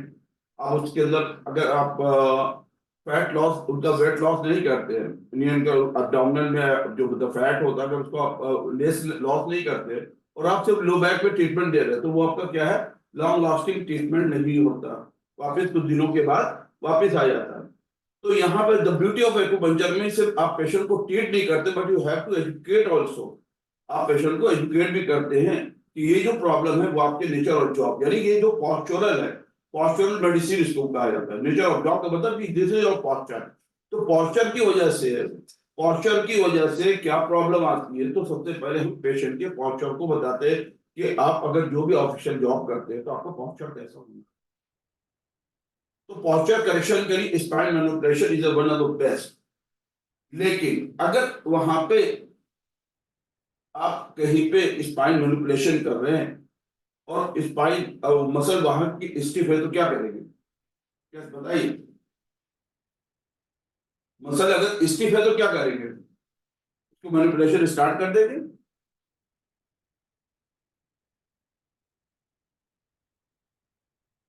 ये क्वेश्चन आप सभी लोगों से कि आपने कैरोप्रैक्टिस सीख ली, आपको इस मसल रीजन टेक्निक्स नहीं पता है और पेशेंट को प्रॉब्लम है, तो क्या करेंगे, डायरेक्ट उसको स्पाइन मैनिपुलेशन यानी उसके अलाइनमेंट को सेट करेंगे, ये उससे पहले क्या करेंगे। सर मसल रिलीज करेंगे। मसल रिलीज कैसे करेंगे,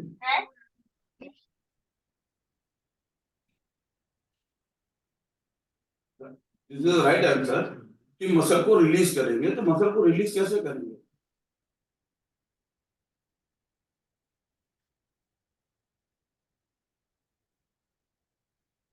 यस टेल मी। आपका आंसर राइट है कि मसल को रिलीज करेंगे, लेकिन कैसे करेंगे। सर कपिंग से एक्यूपंक्चर से sir Yes. and soft tissue mobilization. Yes, ये बताइए, बिल्कुल खुल के बताइए, डरिए नहीं। सर कपिंग या एक्यूपंक्चर से रिलीज कर सकते हैं सर। एक्यूपंक्चर से मसल को रिलीज कैसे करेंगे, देखिए अभी मैं आपको एक चीज बता दे रहा हूँ कि यहाँ पे जो आपका मसल रिलीजिंग टेक्निक्स है, वो सबसे बेहतर क्या है, वो कपिंग, राइट। मसल को रिलीज करने के लिए एक्यूपंक्चर के साथ कपिंग मसल रिलीजिंग टेक्निक में सबसे बेहतर मेथड मानी जाती है।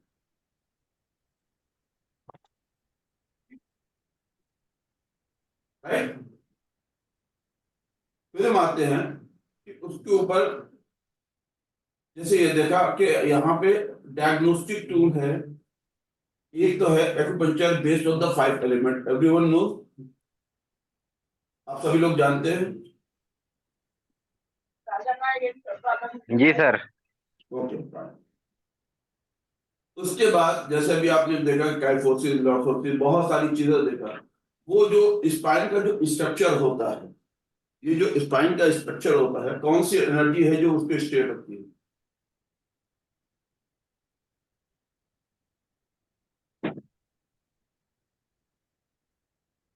पंजर कैसे काम करता है, कौन सी एनर्जी है जो स्पाइन को स्टेट रखती है, कौन सी एनर्जी जो हमको खड़ा कर रखती है, बताइए। ची सर ची।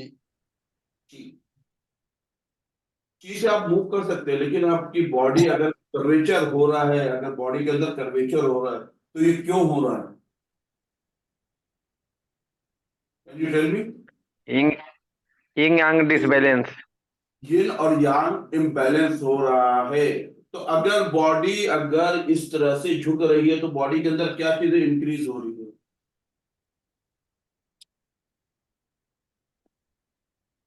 यस बताइए। अगर पेशेंट आपके पास आता है, वो पेशेंट इस तरह से झुक के आपके पास आ रहा है कि मुझे बहुत प्रॉब्लम हो रही है, I am not able to stand like this, तो अभी उसके बॉडी के अंदर क्या हो गया है, या पेशेंट अगर वो कर्व हो गया इस तरह से, एक साइड में ऐसा हो गया, तो वो क्यों हो गया,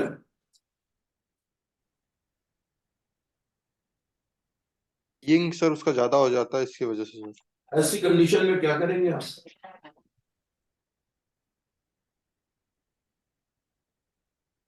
ऐसी कंडीशन में क्या करेंगे बताइए?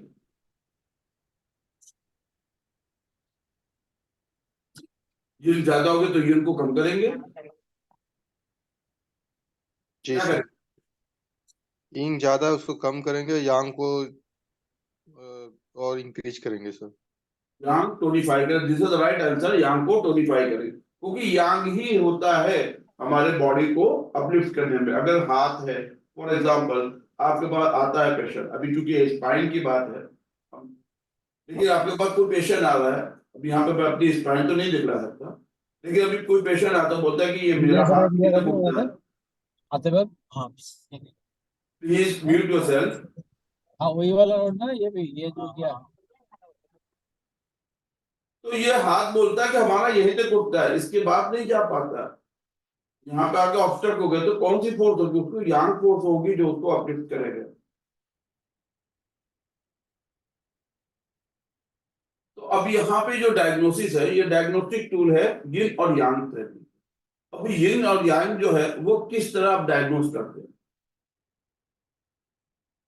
कहाँ पे ट्रीटमेंट देंगे, यही सारी चीजें हम आपको सिखाते हैं हमारे जो इंटेंसिव कोर्स होता है कि व्हाट इज यिन और यांग, ये हमारी बॉडी के अंदर ये कैसे इम्बैलेंस होता है, क्यों इम्बैलेंस होता है, इसके सिम्टम्स क्या मिलते हैं, और इसमें हमारा जो ट्रीटमेंट होगा वो हम क्या ट्रीटमेंट देके पेशेंट को ट्रीट कर सकते हैं।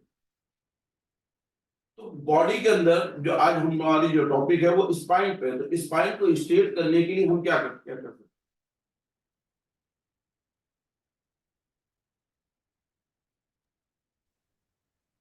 यांग को सर टोनिफाइड करके हम उसको कर सकते हैं सर। यांग को टोनिफाई करेंगे, यांग को टोनिफाई किस तरह करेंगे?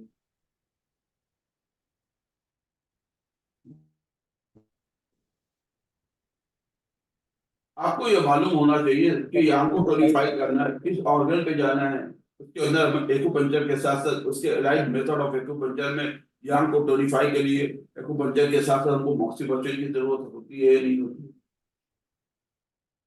ये सारी चीजें कोर्स के अंदर इंक्लूड है, जो आप डिटेल में सीखेंगे कि यांग को टोनिफाई के लिए हमने कह दिया कि यांग को टोनिफाई करना, बिकॉज बॉडी इन हो रही है, हमको यांग यानी उसी बॉडी को यांग को टोनिफाई करना है। तो यांग को टोनिफाई करेंगे, लेकिन कहाँ पे करेंगे, कैसे करेंगे? With the acupuncture. तो एक्यूपंक्चर में कहाँ पे करेंगे, टेक्निक ऑफ निडलिंग कैसी होनी चाहिए, ये सारी जो चीजें आपको इंटेंसिव कोर्स के अंदर ये पूरी डिटेल आपको पढ़ाई जाती है कि जो आपकी जो टेक्निक्स ऑफ निडलिंग है, जो निडल को इंसर्ट करते हैं, उसके जो मैनिपुलेशन करते हैं, वो टेक्निक्स क्या है, जब चीज अराइव होती है तो उसका शाइन क्या होता है, टेकी क्या होता है, टेकी जब अराइव होती है तो उसमें क्या क्या चीजें मिलती है? Can you tell me anyone?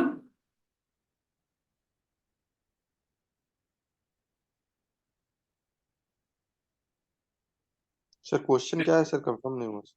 जब बॉडी के अंदर हम निडल को डालते हैं, टेकी अराइव होती, ची अराइव होती है, तो क्या साइन और सिम्टम्स मिलते हैं कि नहीं बॉडी के अंदर ये ची अराइव हो गई? अभी इसके बाद प्रैक्टिकल है, डॉक्टर निर्मल सोलंकी।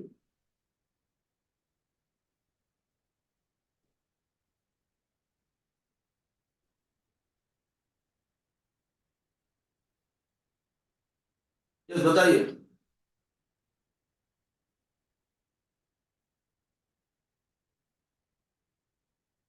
क्या क्या चीजें मिलती है जब ची को अराइव करते हैं?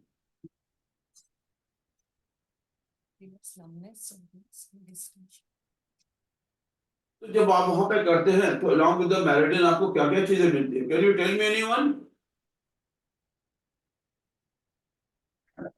पेन होती है सर? नो, पेन नहीं होता। Relaxation. Yes, soreness, numbness, heaviness and distension, ये चार साइन आते हैं। ये चार साइन में से एटलीस्ट कम से कम दो साइन होते हैं जो पेशेंट के अंदर पता चलता है। हम ये बोलते हैं कि अभी एक्यूपंक्चर की नीडल डालते हैं, वहां पे मैनिपुलेशन करते हैं, ची अराइव हो जाती है, लेकिन ची अराइव हुई कि नहीं हुई ये कैसे पता चलेगा?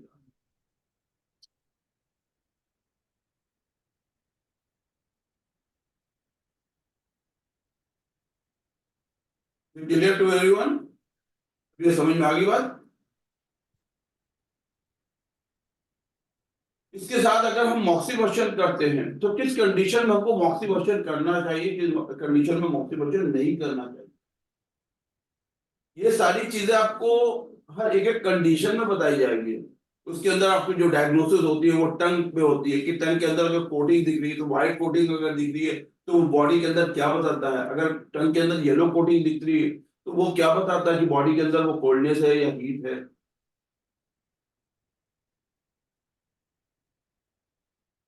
ठीक है। Yes sir.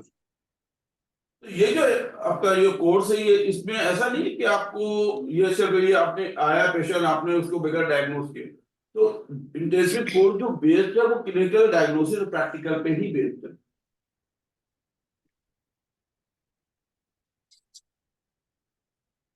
तो यहाँ पे जो टेक्निक्स ऑफ नीडलिंग है ये बहुत ही इंपॉर्टेंट पार्ट होता है आपके एक्यूपंक्चर। इसके अंदर दो चीज होती है, एक तो आपका होता है प्रॉपर लोकेशन। प्रॉपर अगर लोकेशन आपको मिलता है यानी आप प्रॉपर लोकेशन पे आपका प्रैक्टिस अच्छी है तो सेकंड आता है प्रॉपर इंसर्शन। अगर यहाँ पे दोनों में से एक भी चीज आपकी मिस होती है, इम्प्रॉपर लोकेशन या जाते वो जड़ से निकाल लो। हाँ पकड़ी थी मैंने से। हाँ हेलो, इम्प्रॉपर लोकेशन और please mute yourself. Improper location और इम्प्रॉपर इंसर्शन, अगर ये दोनों में से एक भी चीज आपकी होती है तो आपको कभी भी थेरेप्यूटिक रिजल्ट नहीं मिलेगा। तो इसके लिए आपको क्या है, मेहनत करनी होगी, सीखना होगा। तो टेक्निक्स ऑफ नीडल भी अपने आप में ये एक्यूपंक्चर में ये सेकंड इंपॉर्टेंट पार्ट होता है। पहला क्या है लोकेशन और द सेकंड इज इंसर्शन। अब यहाँ पे जो मॉक्सिवर्चन पे हमने कहा था कि मॉक्सिवर्चन अगर हम करते हैं ये एलाइज मेथड ऑफ एक्यूपंक्चर में किस कंडीशन में हम मॉक्सा कर सकते हैं, किस कंडीशन पे हम मॉक्सा नहीं कर सकते। ऐसा नहीं कि वो पेशेंट आया बॉडी के अंदर वो आपने देखा कि अभी चल भाई मॉक्सा जो वार्मनेस देता है इसको हम कर देंगे, ये आप सभी पेशेंट पे इसका एप्लीकेबल नहीं होता, सभी कंडीशन पे एप्लीकेबल नहीं होता। कपिंग के अंदर आप ये देखिए कि दो चीजें आपको दिख रही है, एक तरफ आपको ये दोनों ड्राई कपिंग है, एक तरफ फायर कपिंग देख रही है, एक तरफ मूविंग कपिंग देख रही है। किस कंडीशन में आप फायर कपिंग का यूज कर सकते हैं, किस कंडीशन में आप मूविंग कपिंग का यूज कर सकते हैं। ऐसा नहीं कि हर कंडीशन में आप फायर कपिंग का यूज करेंगे, हर कंडीशन में आप मूविंग कपिंग का यूज करेंगे, तो ये भी आपका रॉन्ग डायग्नोसिस होगा। अगर आप अगर डायग्नोसिस किए हुए कर रहे हैं तो आपका थेरेप्यूटिक रिजल्ट नहीं मिलेगा। उसके बाद आता है एक्यूपंक्चर के साथ ये एलाइड मेथड में हिजामा अपने आप में एक ये थेरेपी है, इसको हम बेड कपिंग के नाम से जानते हैं।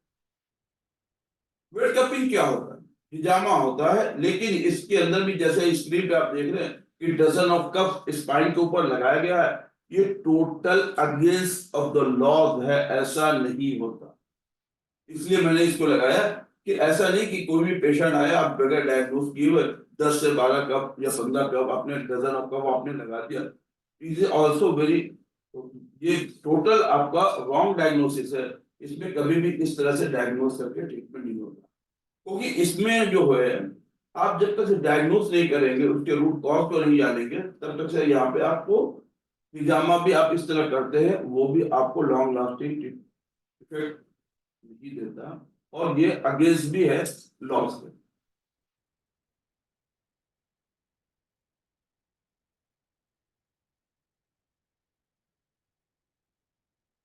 अब यहाँ पे जैसे अभी हम लोगों ने बताया कि यहाँ पे जो आपने यिन यांग को देखा या 5 एलिमेंट को देखा, इसके साथ साथ ये जो बॉडी के अंदर जो एनर्जी का मूव होता है इस called the meridian. Meridian acupuncture के अंदर एक पैथवे होता है, जैसे ट्रैक आपने देखा, रेलवे ट्रैक देखा आपने, रेल कहाँ पे चलती है, ट्रैक पे चलती है। उसी तरह हमारी जो बॉडी के अंदर जो मूवमेंट एनर्जी की होती है वो क्या है, थ्रू द मेरिडियन, उसको बोलते हैं पैथवे ऑफ एनर्जी। तो जितने भी ऑर्गन उसके अपने एक पार्टिकुलर मेरिडियन, हर ऑर्गन के अपने एक पार्टिकुलर मेरिडियन है, उस मेरिडियन पे एनर्जी फ्लो होती है। जब उस मेरिडियन पे कोई भी एनर्जी ऑब्स्ट्रक्ट हो जाती है डायग्नोसिस करने के बाद, तो हम वहां पर निडल को इंसर्ट करके उस ब्लॉकेज को रिमूव करते हैं, जिसकी वजह से एक्यूपंक्चर के थ्रू हम पेन मैनेजमेंट पे काम कर सकते हैं। एक्यूपंक्चर के साथ साथ मॉक्सीबक्शन, कपिंग थेरेपी एंड कायरोप्रैक्टिक, ये 4 चीजें हैं। उसके साथ आपको ये भी सीखने को मिलेगा कि what is the importance of our diet. Diet की क्या इंपॉर्टेंस है। फॉर एग्जाम्पल, किसी का अगर मसल वीक हो रहा है तो उसके अंदर क्या लैकिंग है, प्रोटीन चाहिए सर, और अगर बोन, कैल्शियम। तो किस ऑर्गन से आपको प्रोटीन मिलेगा। एक्सटर्नल तो आप देंगे, लेकिन इंटरनल में जो आप ट्रीटमेंट करेंगे, किस ऑर्गन पे आप मसल को स्ट्रॉन्ग करेंगे। अगर बोन वीक है तो आप किस ऑर्गन पे देंगे, किडनी में सर, और अगर मसल वीक है, लीवर। Only liver.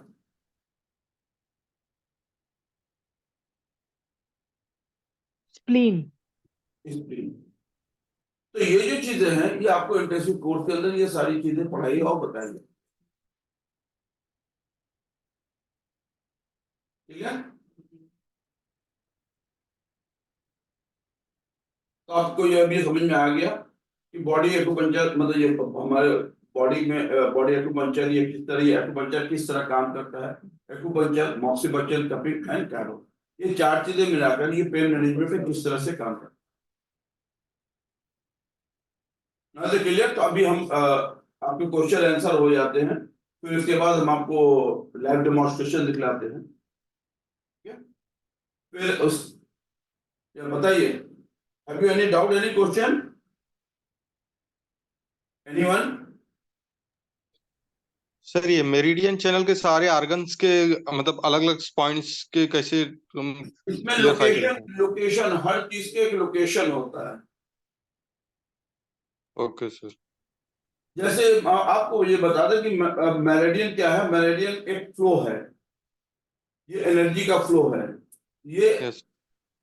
इसको 2 तरह से, इसको आप फिजिकल अगर मान ले तो ट्रैक मान लीजिए, रेलवे ट्रैक, और मेटाफिजिकल अगर मान ले तो एरोप्लेन मान लीजिए। जैसे बॉम्बे से जो फ्लाइट जाती है वो दिल्ली तक जाती है, क्योंकि कभी सुना कि बॉम्बे की फ्लाइट वो ट्रैक की वजह से वो चेन्नई पहुंच गई। जी नहीं सर। नहीं, क्योंकि वो एक ट्रैक है, वो मेटाफिजिकल है। उसी तरह इसको फिजिकल भी साइंटिस्ट मानते हैं और मेटाफिजिकल भी मानते हैं, दोनों तरह सही है, और दोनों अपनी जगह पे सही है। ये फिजिकल भी है और मेटाफिजिकल भी है। लेकिन मेडिकल एक्यूपंक्चर में आपको बताएंगे हाउ डज इट वर्क, ये कैसे काम करता है।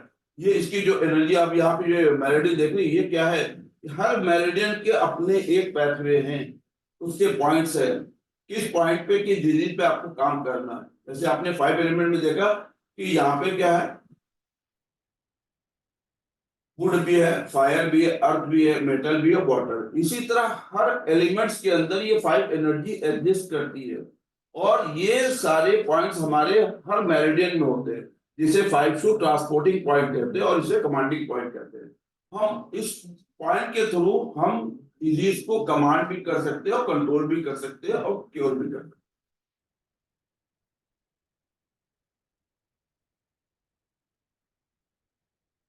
जी सर, थैंक यू। ठीक है, तो मैं सिर्फ 2 मिनट का ब्रेक लेता हूँ, 2 मिनट की ब्रेक के बाद वापस आता हूँ।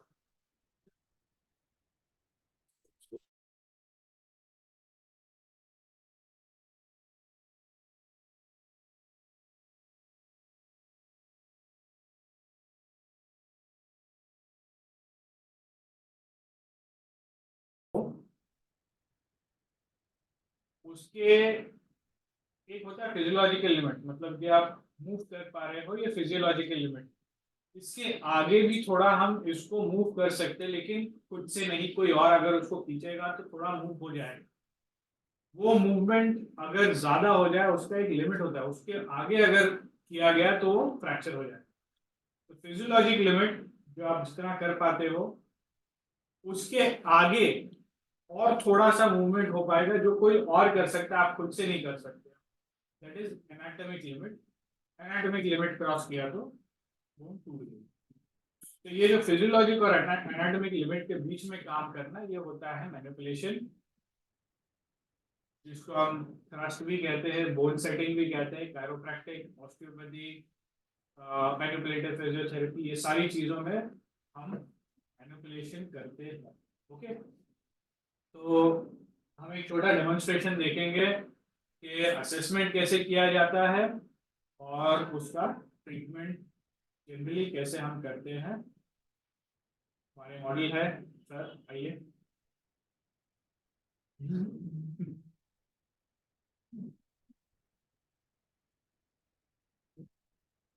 हमारे मॉडल को बैक पेन है। ओके, आप फेस डाउन लेट जाएंगे। ओके, और यहाँ रखे।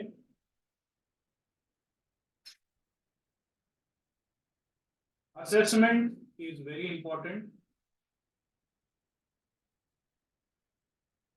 What you see physically, what you see on the X-ray, what you see on the MRI, everything is important. On the basis of assessment, you apply your treatment technique. Okay? ये हमने model को लिखा दिया है।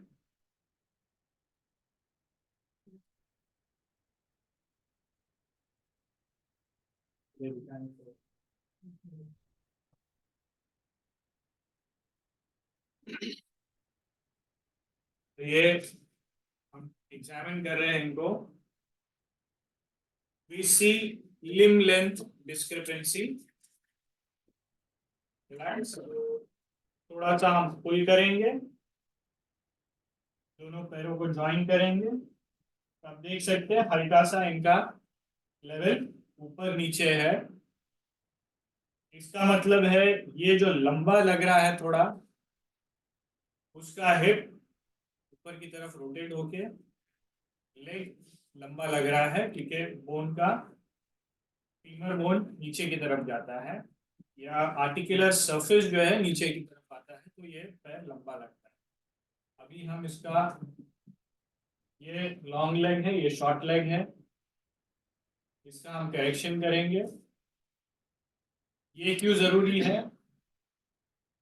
ये हम कर रहे हैं पेल्विस का करेक्शन, हिप का करेक्शन, क्योंकि सारा मूवमेंट जो है स्पाइन से आता है, but beginning at the core which is coming from the pelvic area. अगर pelvic area बोन ऊपर नीचे है, स्पाइन बैक पेन होगा। और बैक जैसे आपने देखा, it's a stack of bones, you could say like a chain. Chain का आप एक साइड अगर थोड़ा सा हिलाओगे तो दूसरा एंड भी हिलेगा। नीचे अगर हिला है तो ऊपर तक भी जा सकता है। हिप लेवल ऑफ होने के कारण नेक पेन भी हो सकता है, हील पेन भी हो सकता है, दोनों तरफ ऊपर या नीचे जा सकता है। तो हमको हिप एरिया को करेक्ट करना बहुत जरूरी है। ओके, अभी हम इनका हिप एरिया करेक्ट करके इनका बैक करेक्शन करेंगे। इस तरफ करवट पे लेट जाइए।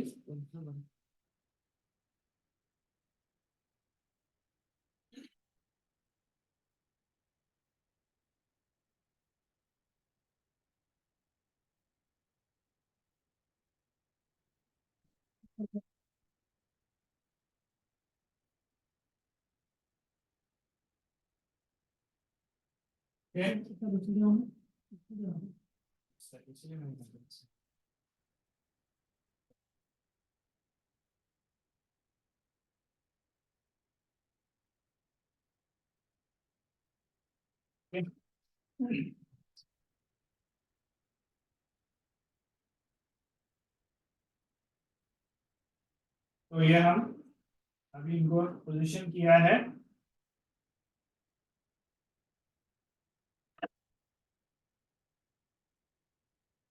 That was a click over there. उस साइड टर्न करिए sir. Excuse me sir. Yes, sir ये एक्चुअली आपने क्या क्या कुछ समझ में मतलब उतना नहीं आ रहा है, दोबारा रिपीट करेंगे क्या सर, प्लीज सर। मैं सिर्फ डेमोन्स्ट्रेट कर रहा हूँ, सिखा नहीं रहा हूँ। मैंने सिर्फ आपको बताया कि हिप इनका अलाइनमेंट ऑफ है और हम उसके थ्रू बैक का करेक्शन कर रहे हैं। ठीक है, ठीक है sir.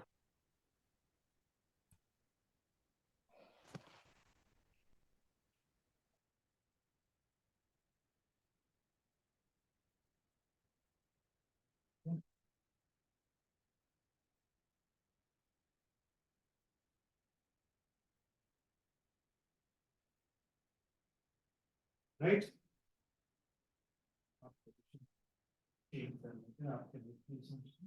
Okay and okay right.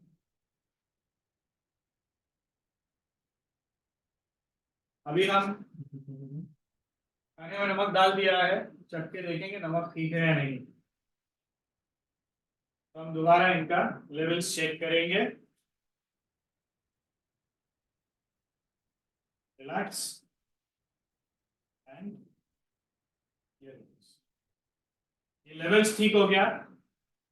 इसका मतलब है इनका वन साइडेड जो बैक पेन था वो करेक्ट होके मसल्स अलाइन होके इट विल सेटल डाउन। हमने इनका ये पेल्विक करेक्शन किया है। इसी तरह से लंबर करेक्शन भी होता है, इसी पोजीशन में करके टेक्निक थोड़ी चेंज होती है। जब हम स्पाइन करेक्शन करते हैं तो हम पूरा ही स्पाइन ले लेते हैं एज ए जनरल करेक्शन, क्योंकि चेन है, एक एंड को हिलाया है, दूसरा एंड भी हिला होगा। अभी ये तो ठीक कर दिया, चाहे दूसरी जगह अटका हो उसको भी हम ठीक कर लेते हैं। हमारे पास एक इंस्ट्रूमेंट है जिसको हम कहते हैं एक्टिवेटर। इसको हम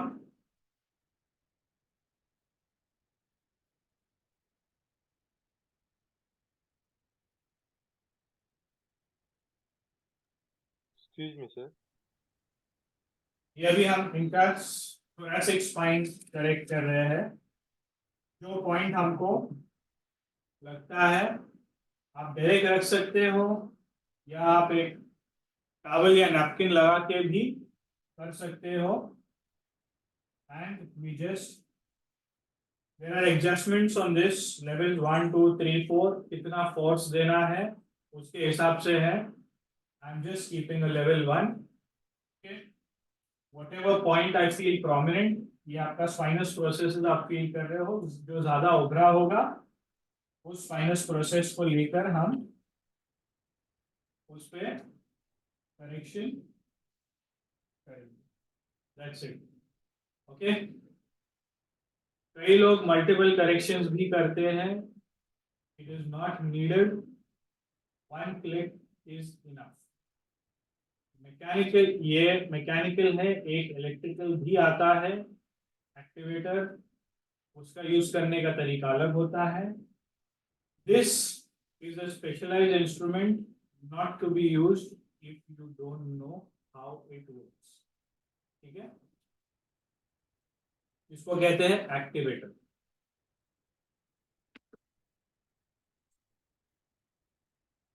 इसको अभी हम एक पॉइंट करेक्ट किया है, बाकी के पॉइंट्स भी हम करेंगे।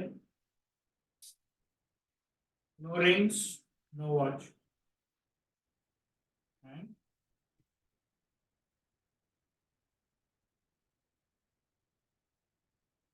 ओके, ये हमने इनका थोरैसिक स्पाइन भी करेक्ट कर दिया। सर आप सीधे हो जाइए।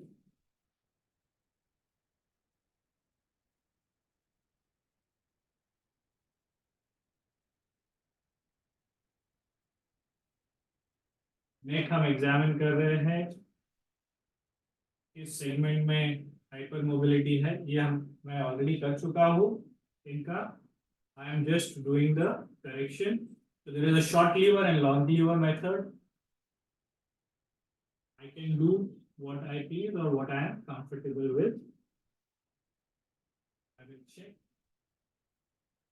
examine and okay. Patient जिंदा है। ठीक है sir? Good.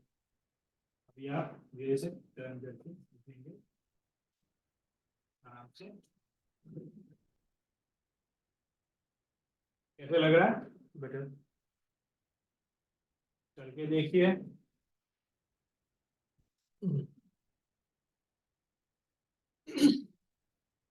The best way to know whether the patient has benefited from it or not is ask the patient to walk. They will feel more balanced, they will feel less pressure, less pain or no pain at all, from maximum pain to zero pain or pain on a scale of 1 to 10. अगर वो कह रहे हैं 8-9 का pen था, तभी उनको 2 या 3 तक आ जाएगा, तो धीरे धीरे with every subsequent treatment वो कम भी हो जाएगा. So this was a very short spine correction for a very specific problem the patient had. ये हमने वर्किंग डायग्नोसिस किया और उसका करेक्शन किया. हम लंबा डिटेल डायग्नोसिस करके हर एक पार्ट का, हर एक माल अलाइनमेंट का हम एडजस्टमेंट कर सकते हैं, but that requires skill and training. तो आपको एक शॉर्ट में मैं आपको बताऊंगा what exactly is chiropractic in a theoretical way, that you understand better. Thank you, sir. You have been a good patient. Always.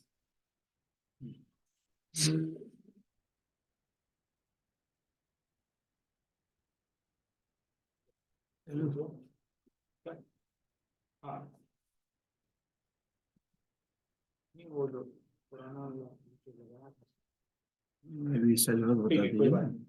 तो हम सिलेबस जो है, we are launching our chiropractic traditional chiropractic certification course next month, और उसका syllabus हमारा ये होगा. Next slide.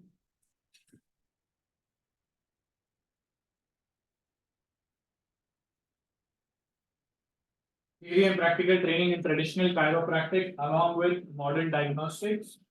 Modern diagnostics में आपको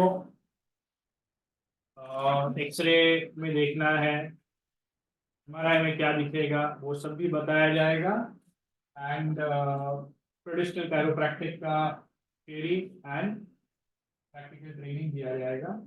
next slide please. Okay. What you will learn: anatomy, physiology and biomechanics of the musculoskeletal system, clinical and radiological diagnosis, neurophysiology of pain, effect of chiropractic manipulation on the musculoskeletal system. ये आपको, and very important, learn and skillfully demonstrate chiropractic technique from the entire musculospine and peripheral joints. ये सारी चीजें हम cover करेंगे in this course. Sir हाँ बोलिए. Sir voice थोड़ा स्लो हो जा रहा है अभी आपका बीच में. वॉइस स्लो हो रहा है, अभी ठीक है? हाँ अभी ठीक है. ओके ठीक है. दोबारा मैं रिपीट कर देता हूँ. ये सारी चीजें आपको, आपने स्क्रीन पे तो देख ही लिया होगा, ये सारी चीजें आपको सीखने मिलेगी और आपको at the end of the course आप डेमोन्स्ट्रेट कर पाओगे और पेशेंट पे करने के लिए आपको कॉन्फिडेंस मिलेगा कि आप ये कर सकते हो. So it's going to be the whole spine and peripheral joint. Peripheral joint मतलब हाथ और पैर के जॉइंट्स है, एल्बो है, रिस्ट है, नी, एंकल, ये सारी चीजें आपको मिलेगी.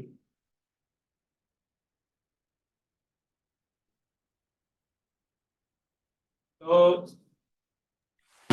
Sir hello. क्या ये ऑनलाइन होगा क्या ऑफलाइन होगा सर? थियरी ऑनलाइन होगा और इसका 4 दिन का प्रैक्टिकल ट्रेनिंग सेशन होगा. Sir, basically I'm from Assam, so that's why I'm asking you.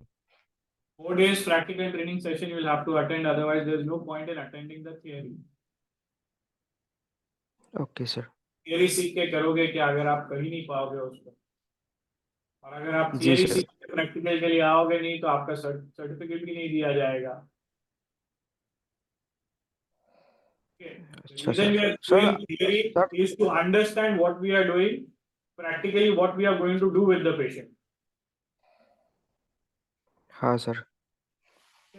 Sir क्या आप लोगों को कुछ कुछ प्लान है असम में ऐसा कुछ करने का? कॉलेज कहीं नहीं जाता। अभी कॉलेज यहीं पर है, तो कॉलेज में स्टूडेंट्स आते हैं, कॉलेज स्टूडेंट के पास नहीं जाता। That's all we can say. As of now, in future, if something comes up, we think of having this course pan India. That time we'll think. As of now, यहीं पर है। ठीक है sir. Future कब होगा पता नहीं, 6 महीना, 6 साल, 10 साल, कह नहीं सकते। तो जहाँ तक हम बात करें कायरोप्रैक्टिक की, सर ने आपको समझाया कि मसल्स टाइट है, मसल ही नहीं रिलीज कर पाओगे, मसल्स पकड़े रखेगी बोन को, तो आप कितना भी उसको मैनिपुलेट करो उस समय के लिए ठीक लगेगा, दोबारा खराब हो जाएगा। So both what we are doing is an integrative approach to pain management, जिसमें हम उसका acupuncture वाली diagnosis भी करेंगे, chiropractic diagnosis भी करेंगे। We will do acupuncture needling, we will do cupping, we will do moxibustion, and in the end we will do chiropractic to set it back in place. That is the integrated approach pain management course. Chiropractic certification course is a separate course, but a module of chiropractic is also included in the intensive pain management course, which is going to be very basic. If you want the detailed certification, that's going to be a separate.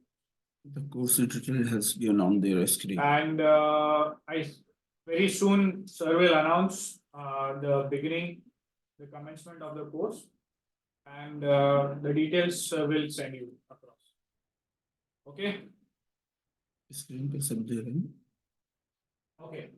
ये आपका schedule है. This is how we are going to work with this course. The week-wise breakup is going to be 11 weeks online.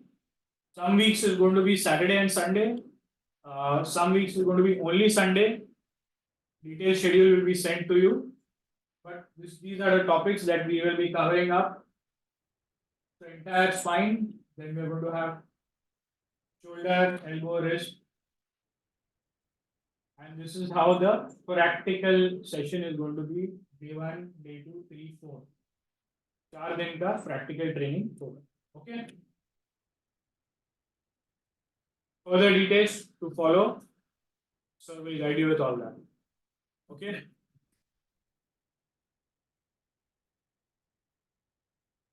Thank you very much.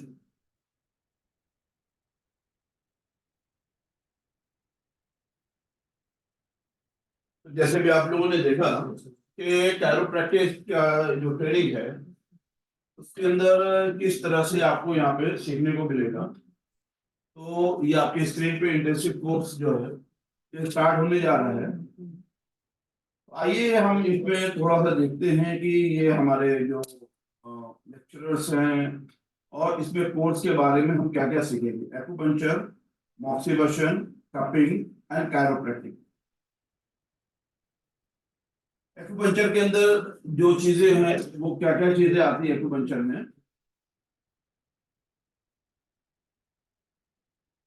ये आपके practical session के कुछ live demonstration है जो आपके स्क्रीन पे दिख रहे हैं।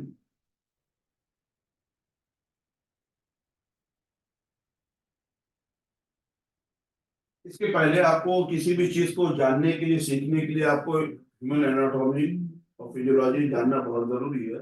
तो बेसिक ह्यूमन एनाटॉमी फिजियोलॉजी जाने हुए आप इसके अंदर कोई बहुत ज्यादा वर्क नहीं करते, क्योंकि आप जब बॉडी के बारे में नहीं जानेंगे तो हाउ टू टीच। ठीक है।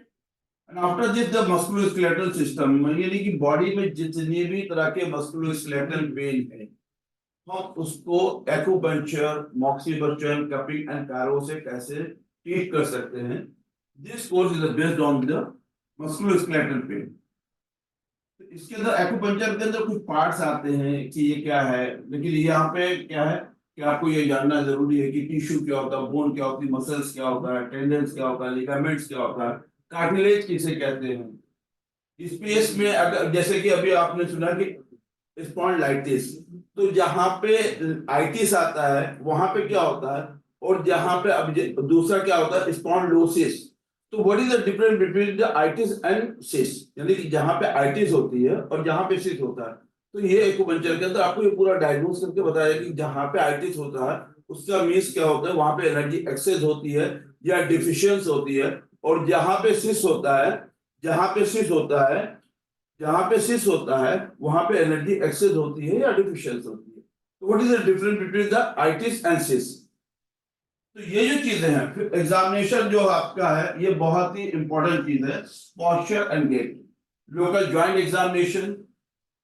और एग्जामिनेशन आप यहाँ पे देखेंगे कि किस टाइप का इंफ्लेमेशन हुआ है।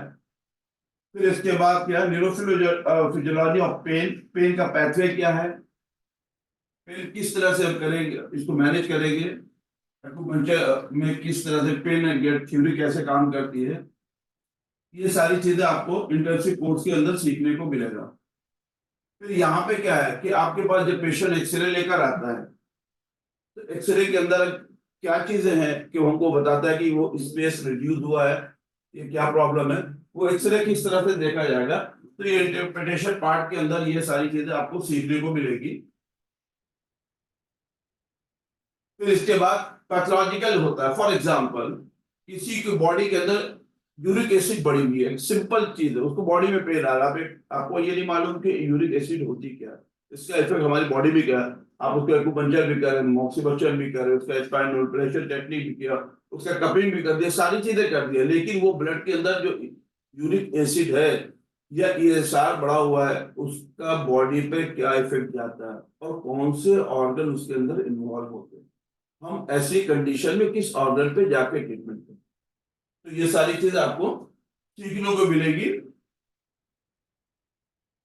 तो यहाँ पे आपने देखा कि ये जो चीजें हैं इसके साथ, जैसे ये यहाँ 5 एलिमेंट थ्योरी के साथ साथ ये techniques of needling is very important part of your course, कितने तरह के। फिर इसके बाद इलेक्ट्रिक स्टिमुलेशन जो होता है, ये मशीन, ये इसमें किस कंडीशन में कौन सी वेव्स का यूज होता है, किस डिजीज में, मॉक्सीबक्शन किस कंडीशन में आपको यूज करना है, जो पहले भी मैंने आपको बताया। फिर diagnosis part is also very important part.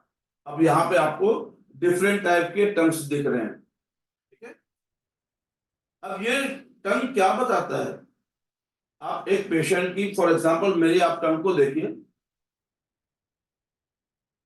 और इस तरह से आप 2-4-10 लोगों की टंग को देखेंगे तो आपको ये क्या है जो स्क्रीन पे दिख रहा है, ये डिफरेंट टाइप की आपको पेशेंट में टंग दिखेगी। तो ये डिफरेंट टाइप की टंग्स क्या बताती है कि बॉडी के अंदर क्या कॉम्प्लिकेशंस है। जैसे फॉर एग्जांपल अभी यहाँ पे आप देखेंगे ये जो टंग है इसके अंदर क्रैक्स बता रहा है,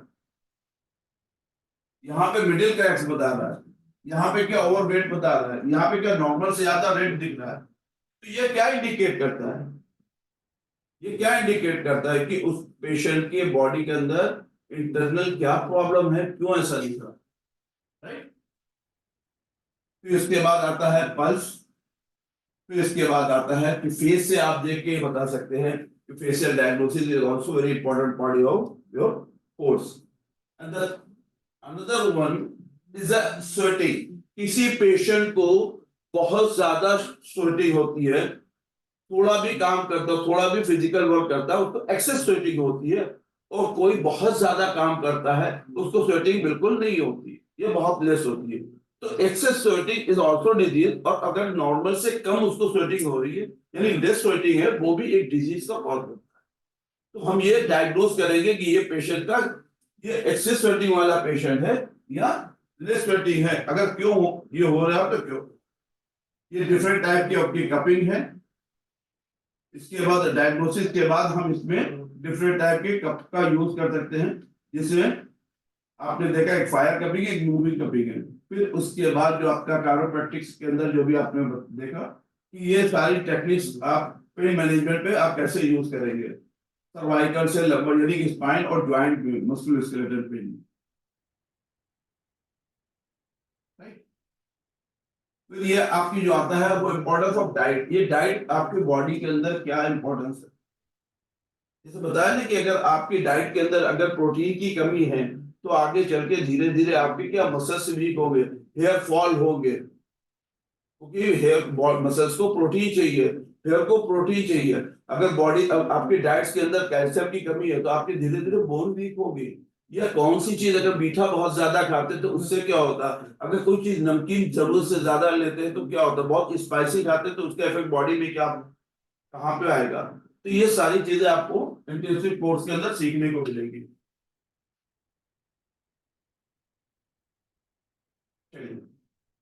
Now, the last minutes we can discuss about the discussion. अभी आज हम लोगों ने जो 2 घंटे का वेबिनार किया, इसमें क्या चीजें आपको समझ में आई, क्या चीजें हैं, कोई डिस्कशन है, कोई क्वेश्चन आंसर है, प्लीज वेलकम।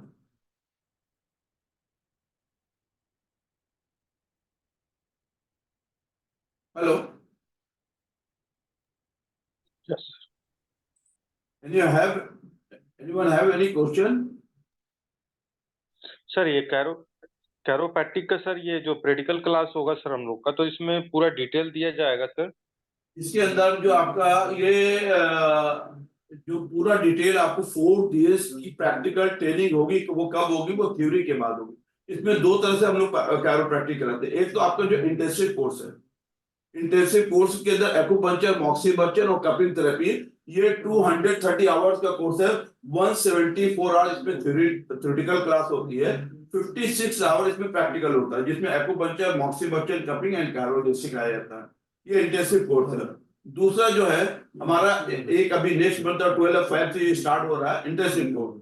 उसके बाद आपको डेट अनाउंस करेंगे कैरोप्रैक्टिक। तो कैरोप्रैक्टिक के अंदर 4 डेज यानी कि 32 आवर्स इसमें प्रैक्टिकल होगा और 68 आवर्स के अंदर थ्योरी क्लासेस होगी, वो वीकेंड्स की होगी। वो जी वीकेंड्स में क्लास होगी, तो वो थ्योरी और प्रैक्टिकल वो आपको वो 100 आवर्स का कोर्स है। तो उसके अंदर सबसे पहले आपको पूरी एक एक डिटेल पढ़ाई जाएगी, anatomy, physiology, bone, ligament, joint, ये सारी चीजें पढ़ाने के बाद तब उसके अंदर बताएंगे कि आपको कितना, किस कंडीशन में, यानी रेड फ्लैग हट कि किस कंडीशन में आप कैरोप्रैक्टिक कर सकते हैं, किस कंडीशन में आप नहीं कर सकते। Right? Yes sir. Yes, anyway, आप में से और किसी को कुछ क्वेश्चन है, डाउट्स और उसकी सर फी कितनी होगी सर? है? फी कितनी होगी? वो फीस वगैरह आप ये नंबर जो आपको स्क्रीन पे दिया हुआ देख लीजिए। और भी फीस क्या है, ये जो इंटेंसिव कोर्स है इसकी भी फीस 30,000, 15,000 थ्योरी और 15,000 प्रैक्टिकल का। और 100 आवर्स का जो कैरोप्रैक्टिस है उसकी भी फीस 30,000 में, थ्योरी और प्रैक्टिकल दोनों।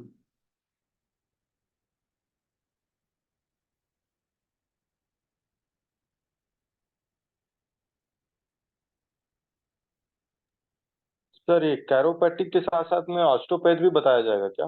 या ऑस्टियोपैथी और ऑस्टियो है क्या? सर लीगामेंट शायद, अलाइनमेंट। देखिए एक चीज मैं आपको बता दूं, अभी अगर ये हार्डवेयर सिखाते हैं तो उसको बोन सेटर कहते हैं। चाइनीज आएंगे तो उसको टिकटार बोलेंगे। तो इसके अंदर जो है वो सारी चीजें बोन से ही रिलेटेड है। कुछ टेक्निक उसमें डिफरेंट होती है, ऑस्टियोपैथी अलग होता है, कैरोप्रैक्टिक में थोड़ा अलग होता है, डिफरेंस थोड़ा होता है। ठीक है, तो इसके बारे में आपको जो कैरोप्रैक्टर है वो ज्यादा बेटर बताएंगे। ठीक है, तो अभी मेरे से कोई क्वेश्चन है आपको, इसके बारे में पूछ लीजिए, इंटेंसिव कोर्स के बारे में। बाकी आपको जो कैरो के बारे में वो डॉक्टर जुबैर जो हेड ऑफ डिपार्टमेंट है मस्कुलोस्केलेटल, वही आपको बताएंगे।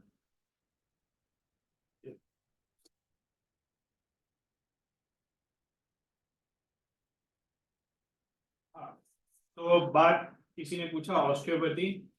देखिए अल्टीमेटली आप ऑस्टियोपैथी करो, बोन सेटिंग करो, टिकटार करो, कैरोप्रैक्टिक मैनिपुलेशन करो, फिजियोथेरेपी का मैनिपुलेशन करो, करते हम जैसे मैं आपको समझा रहा था वही काम है, फिजियोलॉजिक और एनाटॉमिक लिमिट के बीच में। The way of doing it is different. Chiropractic says you do the manipulation, you release the joint, the rest of the tissue, that is your soft tissue, your muscles, ligaments, fascia, everything will align reflexively.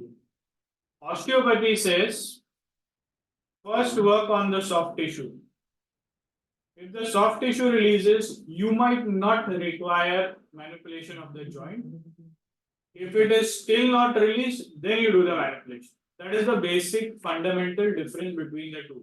एक कहता है पहले bone को set करो, tissue set हो जाएगा. दूसरा कहता है टिश्यू को सेट करो, बोन को सेट करने की शायद जरूरत ना पड़े तो आप ऐसे कर सकते. The holds may be different. जैसे एक लॉन्ग लीवर टेक्निक्स यूज करता है, दूसरा शॉर्ट लीवर टेक्निक्स यूज करता है. लगभग काम वही होता है, करने का तरीका अलग है. बस फंडामेंटल डिफरेंस यही है कि जो हम बात कर रहे थे, सर ने बताया, पहले आप मसल्स पे काम करो, लिगामेंट्स पे काम करो, सॉफ्ट टिश्यू पे काम करो, कपिंग करिए, एक्यूपंक्चर करिए, वो रिलीज हो जाएगा, फिर आप बोन पे करिए. That is the osteopathy way of doing. Whereas chiropractic सीधा मैनिपुलेशन. ओके, ये फंडामेंटल डिफरेंस है दोनों का. और हम जनरली करने के लिए कायरोप्रैक्टिक वे ऑफ मैनिपुलेशन करते हैं, लेकिन हमारा अप्रोच जो है वो ऑस्टियोपैथी वाला है. We first work on the soft tissue. Alright, आपको इस कोर्स में सब बताया जाएगा कैसे क्या अप्रोच लेना है. More specifically in the intensive course, as far as the pain management is concerned, chiropractic course में आपको सारा कुछ मस्कुलोस्केलेटल एनाटॉमी, फिजियोलॉजी, मैकेनिक्स सब सिखाया जाएगा, और आपको डायग्नोसिस कैसे करना है और टेक्निक्स क्या करना है, ये सब सिखाया. ओके सर, टोटल कितनी टेक्निक सिखाएंगे आप? सर ने बताया 100 घंटे का कोर्स है. 68 hours theory, 4 days 32 hours practical. ठीक है, 4 दिन का प्रैक्टिकल ट्रेनिंग सेशन. जब आप वो 68 घंटे का थियरी करोगे तब आप प्रैक्टिकल कर पाओगे, नहीं तो आपको प्रैक्टिकल कुछ समझ में नहीं आएगा, क्योंकि उस 4 दिनों में थियरी ज्यादा नहीं बताया जाएगा. प्रैक्टिकल एप्लीकेशन जो थियरी आपने पढ़ा वो वही बताएगा. ठीक है, so that's all from us, and बाकी का इंफॉर्मेशन सर आपको आगे आप इंक्वायर करोगे तो मिलेगा. Alright, thank you, good night. Thank you so much, sir. Good night. Night.